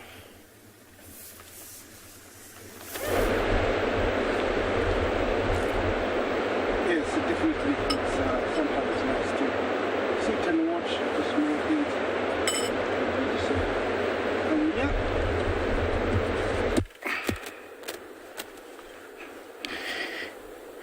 Yeah, it's always nice to sit with the small things every now and then. Yes, I'm back. We're back here at the river, and you can tell it's still roaring. It's still, current is still very strong. Looks like they got some rain upstream. Remember, apart from originating from the swamp in Mao, the river, also it does get a lot of streams that feed into it, especially this time of the year when we're getting localized rain. The reason I'm parked here, it's because of those guys. I saw them from a distance, so I decided to come here. Hopefully they will decide to give us a show. Looks like it's the main reason why they're here, and I'll be waiting to see if they're gonna cross. Remember, this is a journey, this is a crossing that they make every year, making it a few times, either to one side to the other, to get to greener pastures. Apart from that, is they wear out whatever they've been feeding on one side, so they need to get to the other side. And also, in parts of the Mara, they need to cross the river to get to the Serengeti. That is the final destination, where they spend most of their time, about 8 to 9 months of the year, and then only coming up here for around 3 months. And during these 3 months is when they give us a show of a lifetime. They are usually accompanied by wildebeest, but I don't see any over here.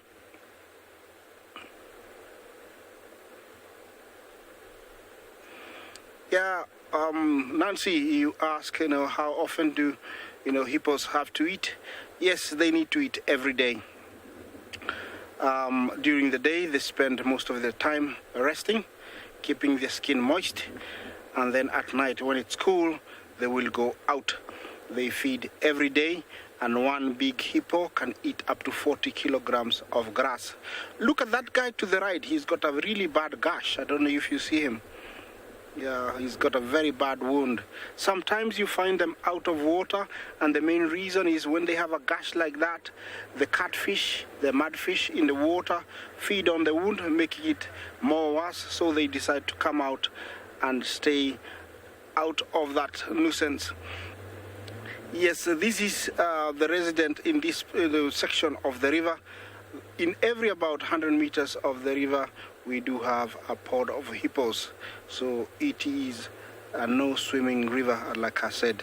Yeah, we have, what do we have there, James? Oh, we have another crocodile facing away from us. He's not as big as the one we've been seeing, but he still will bring down a fully grown wildebeest with ease.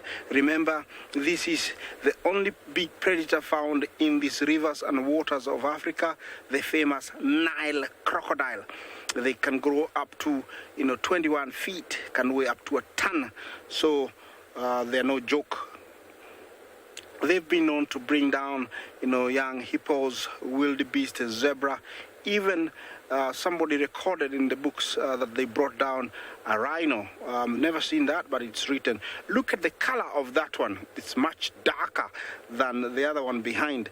I associate that with aging. As they age, especially males, they do get darker. When staying out like this, they need to regulate their body temperatures. The perfect temperature for crocodiles is around 30 to 33 degrees Celsius. That's when the body is really functional, and at that temperature, they're able to swim like submarines. Like these guys, if something was to cross the water right now, they would be very fast in swimming because already they've warmed up their blood. Yeah, remember, we're at the river. The main reason I would like to share with you is a crossing. So talk to me on a hashtag.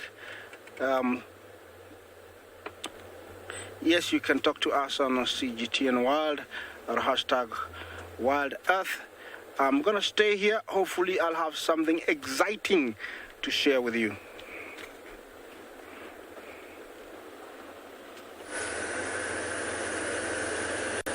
Ooh, something exciting would be great. I am hoping, of course, for none other than the python to show itself here in the Mowati. Can you see how beautiful it is? Lots of trees. It's still a little bit brown, but the greenery is coming. The tambotis still have a bit of green in them.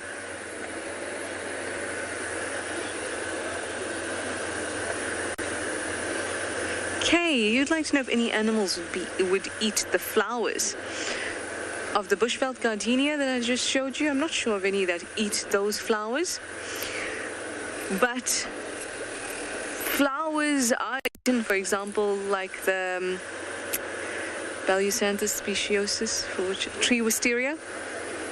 The tree wisteria flowers, they get eaten by monkeys and baboons. Leopard orchid, not the flowers, but the roots and things get eaten by monkeys as well. But generally speaking, the purpose of flowers is to be flashy, and flashy enough for something to pollinate it. So you don't see lots of animals eating it, but then lots of them don't avoid it either. Find any more, I'll let you know.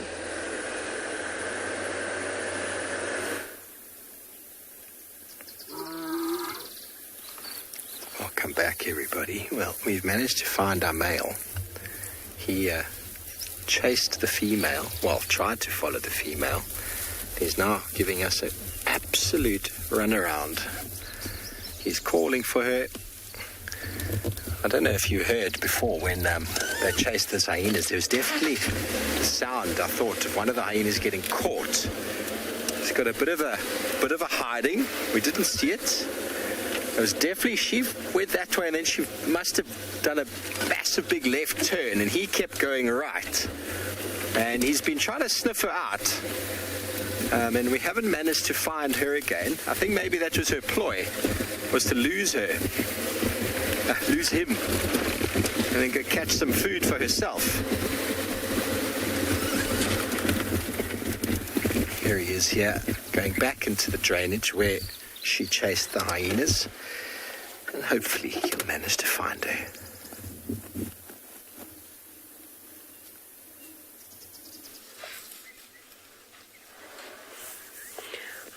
So I broke my promise. I said to you that I was going to stick with the warthogs for most of the morning. Hello, boy.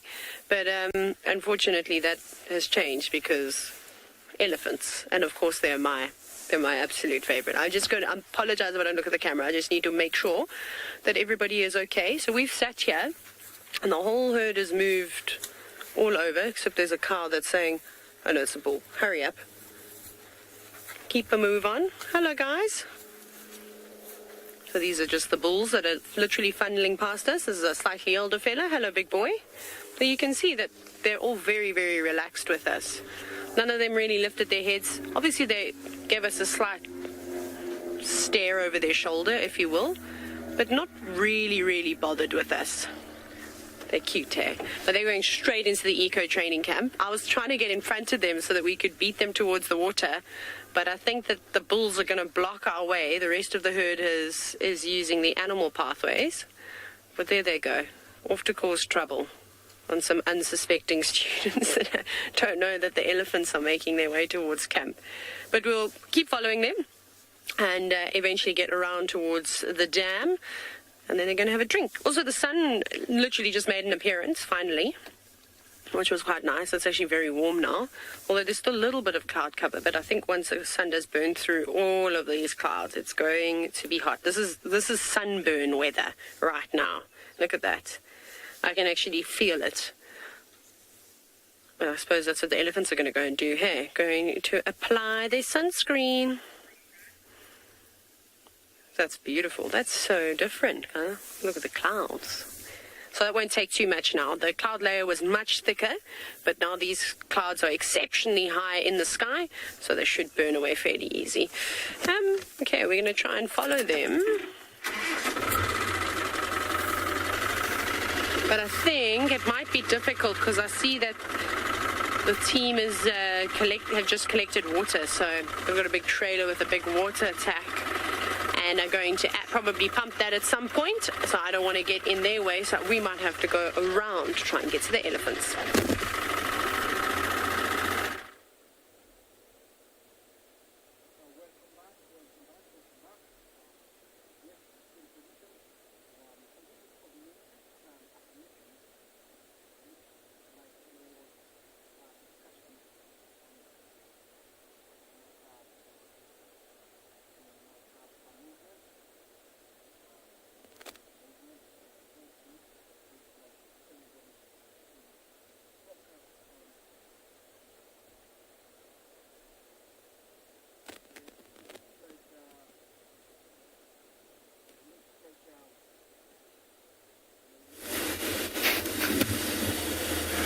Welcome back, everybody. Sorry about that.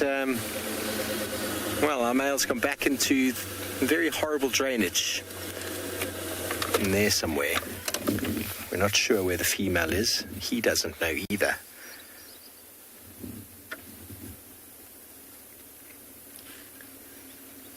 He is looking for her. But there's only so much more we can do.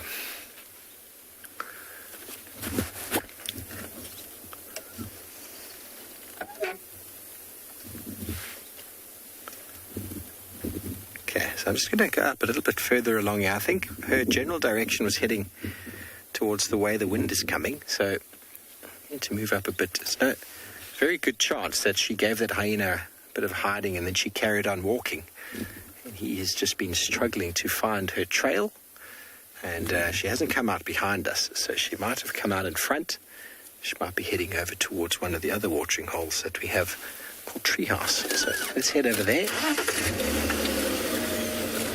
Because we're not going back in there again. That was quite tricky.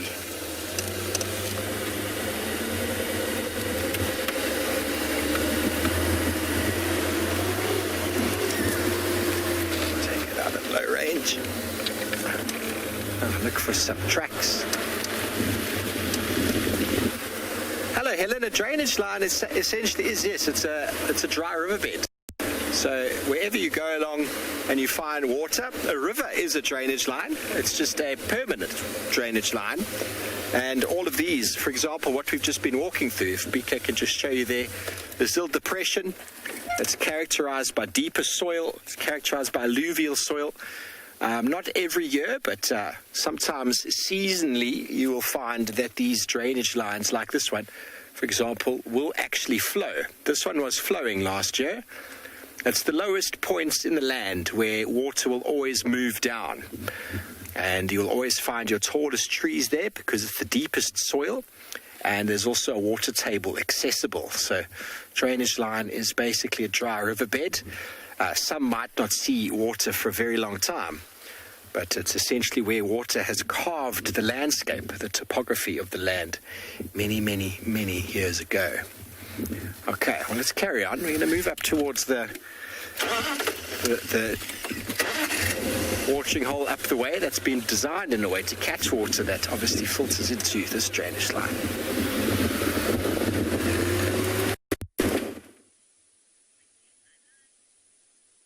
Well, I hope Steve gets to find the male lion.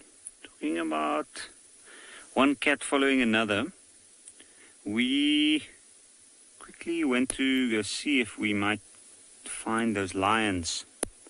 This morning we didn't have any luck, unfortunately. It looks like they've moved from the last position they were seen at. And along the way, found a few other animals. Checked a couple of drainage lines or dry riverbeds. And then we came back to this young male leopard, which is still in the last position we left him in.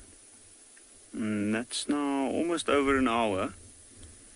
But you can see he's really found himself the perfect spot there.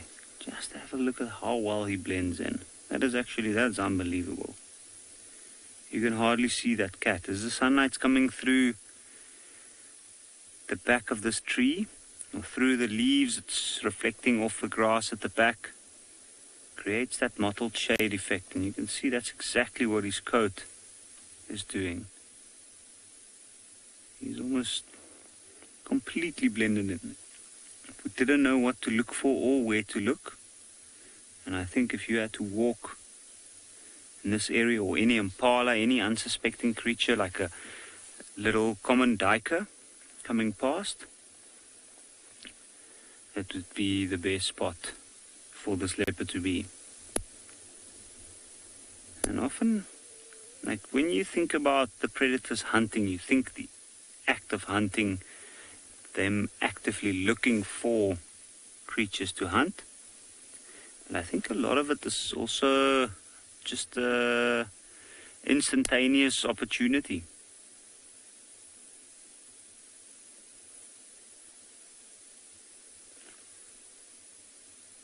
You can see it looks like he's taking a nap at the moment. The shallow breathing is an indication of that. So he's literally resting at this point.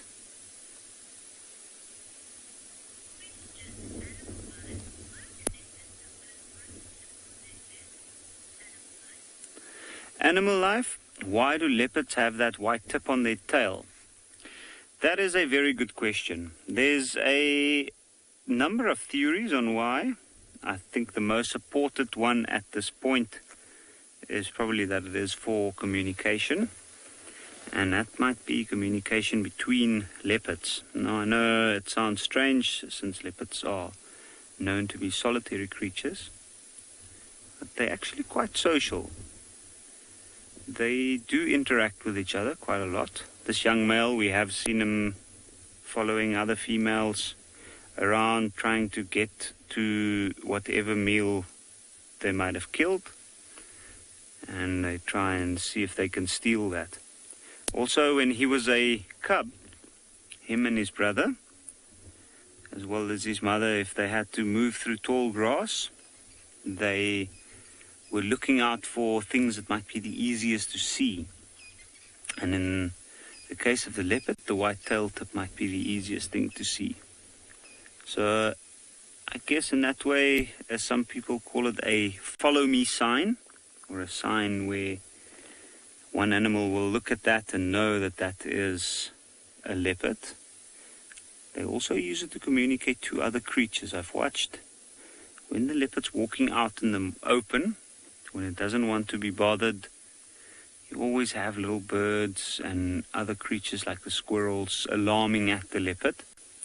So when it's walking out in the open, it doesn't want to draw attention to itself. It will lift its tail tip up high. And I've noticed that with some of the birds nearby, if he lifts his tail even higher, they often start keeping quiet. And that way we realize that he's trying to indicate that he's not there to hunt.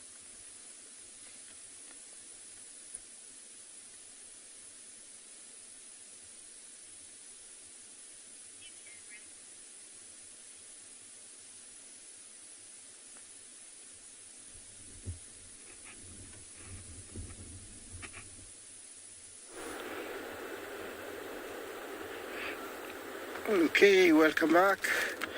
Yes, I'm waiting to see what decision has been decided. Looks like they are going to go to the crossing upstream in front of me. Lots of little zebras in this dazzle. Hopefully they make it because the current is really strong if they decide to go. It's warming up and it's a perfect time to cross. Usually crossing for them can be as soon as there is light, but there are specific times that through experience we have seen them go across, and this is a perfect time. Who am I to say anything? And don't take my words for anything.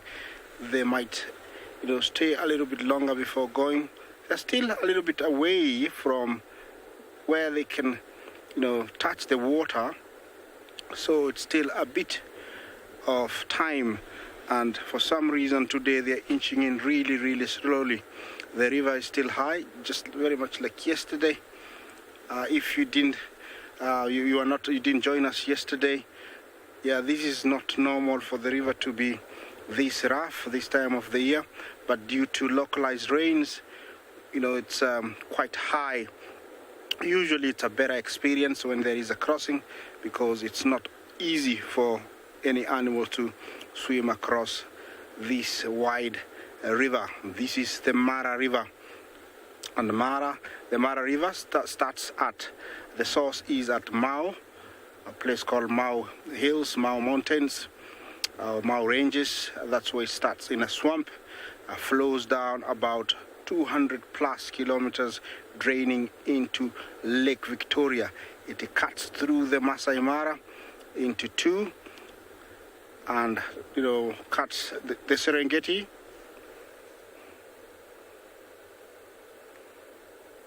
Noriko, thank you for your question and thank you for joining us this morning. I don't know what time it is where you are. You ask, how high is the river where I am.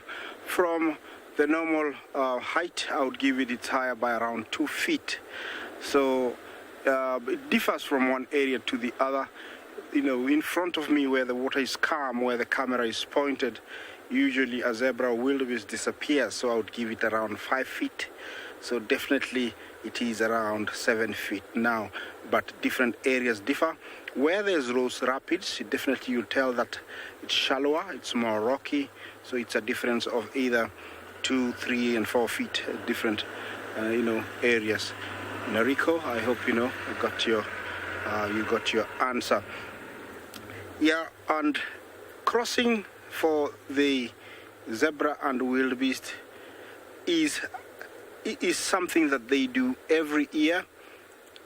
They don't need to do it necessarily, but because it is an ancestral route they have to follow, and also it cuts the distance that they have to go around, they have to cross the river.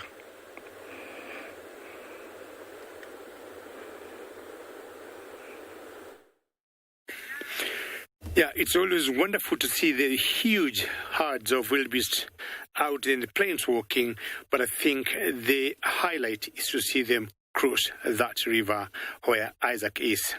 Well, I moved away from the river. I'm on a small little well, as you can see there, and what we have are elephants in the background, impalas, some herons, and cattle egrets. Now, I would guess all these animals are here, including the birds, for only one reason.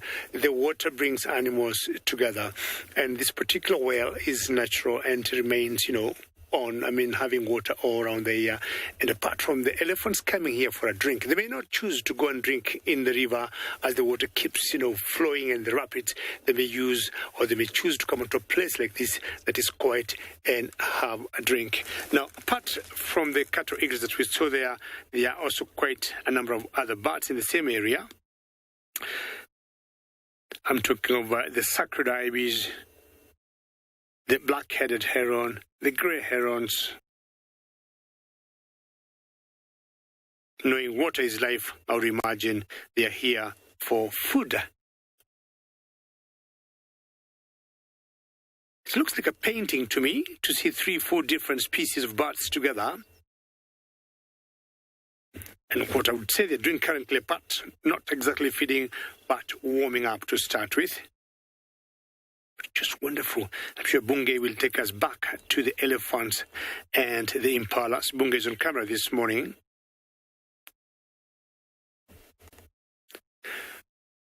John, very good question, and you'd like to know whether there are any baobab trees in the Masai Mara. Not really. We do not have the baobabs in the Mara.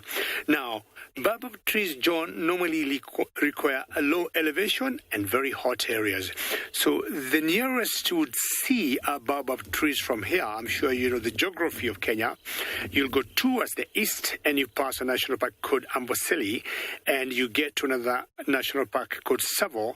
And it's from Tsavo that you're going to see baobab trees as you lose elevation towards the coast of Kenya. There's another park in Kenya, I would say towards the northwest, to the west of Mount Kenya, called Meru National Park. We also got baobab trees there. So basically the baobabs need a low elevation, anything from 1,000 meters and below. The Mara is quite high, over 2,000 meters, could be one of the reasons why we do not have baobab trees. I'm trying to imagine a tree that could be big to the size of the baobabs from the Mara. I do not see any, because I'm sure, John, you know how wide and big the baobab trees are. Even a thing, my guess would be maybe some acacia trees, maybe. But yeah, baobabs are huge, massive trees with very big trunks. Look at that. We have, I guess, some baby elephant there. There could be a pig also there, or a warthog or some sort. Or is it a baby elephant in between there? And yeah, it's a baby elephant. Too low. Yeah, there's a warthog, correct, yes. We got, what, three, 4 different species there. There's a warthog, the impalas, the elephant, and the cattle egrets. Just look at how peaceful that picture is.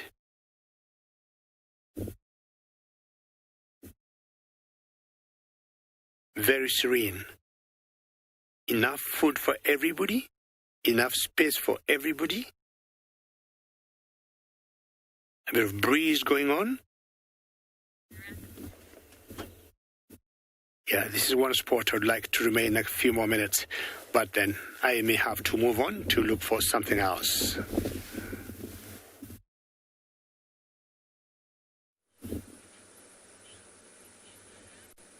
Somebody in this bush is holding on for dear life as the wind moves the bush about. Can you see it? It is Fernando, none other than the flap-necked chameleon Fernando. Peeking through there. Hello. Isn't he just gorgeous? I tried my hand at sculpting a chameleon last night. I was not happy with it, to say the least. So I have to visit Fernando more often so I can get inspiration.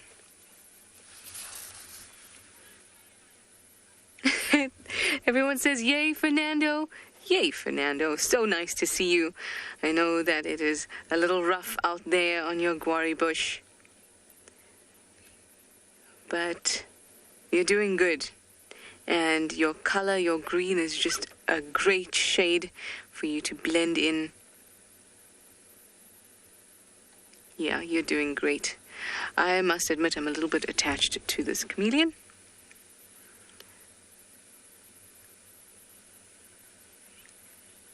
So sweet. Now like I was saying to him, I don't know if you heard me, but he's a really great shade of green. When he's at the base of the tree, he's quite a lighter green. So he's very good at camouflaging. But I'm sure that you all are getting seasick, much like Fernando. So let us end this.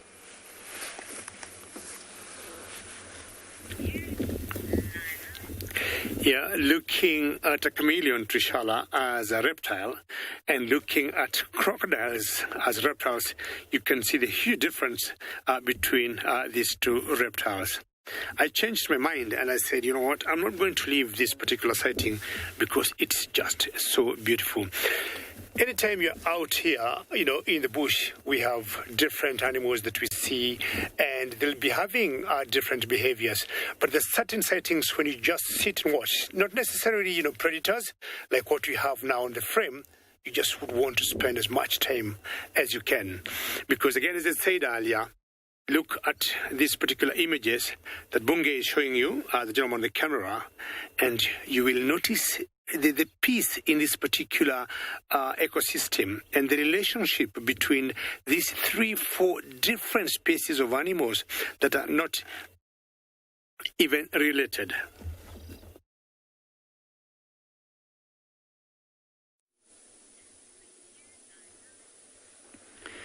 And as David's saying, it is quite the privilege to be able to sit with these animals and watch what they do, like we did this morning. Spend most of the morning with this leopard. Although the last almost 2 hours have been spent snoozing, it's just interesting to see like all the different little things that keeps happening around him and how he reacts to it. And it is like a little glimpse or a little window into this animal's life or daily life. And you can see only the ears are moving. Elizabeth, it is a very sleepy leopard indeed. Now, I know it doesn't look like a very hot day and it's just a breeze that picked up now. It is actually quite warm. Due to the cloud cover, it is actually quite humid at the moment, and that certainly has an effect on his behavior, and that's part of why he is laying down like this and not doing too much. Now, it has been quite a tricky morning trying to find him. And then eventually he gave us quite a show until he came to lay down here. But I think from here on, it should be interesting to see what he does. I don't think he's going to move within the next hour or so, but by this afternoon, we probably won't find him in the same spot. So I'd like to thank all our viewers for joining us on the live safaris this morning. And I hope you can join us again this afternoon on our live safaris.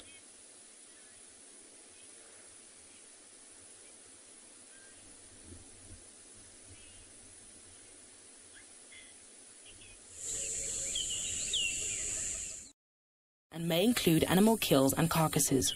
Viewer discretion is advised. Hello and welcome to Masai Mara. You are looking at the Mara River with the zebra ready to cross. They are piled up there. Hopefully we will be having a crossing quite soon. A very good afternoon this afternoon. My name is Isaac and on camera I have Big James. And already we're parked here at the river, ready to show you the crossing. I hope it happens, but who am I to say anything? Look at this. We just arrived and they are already at the river.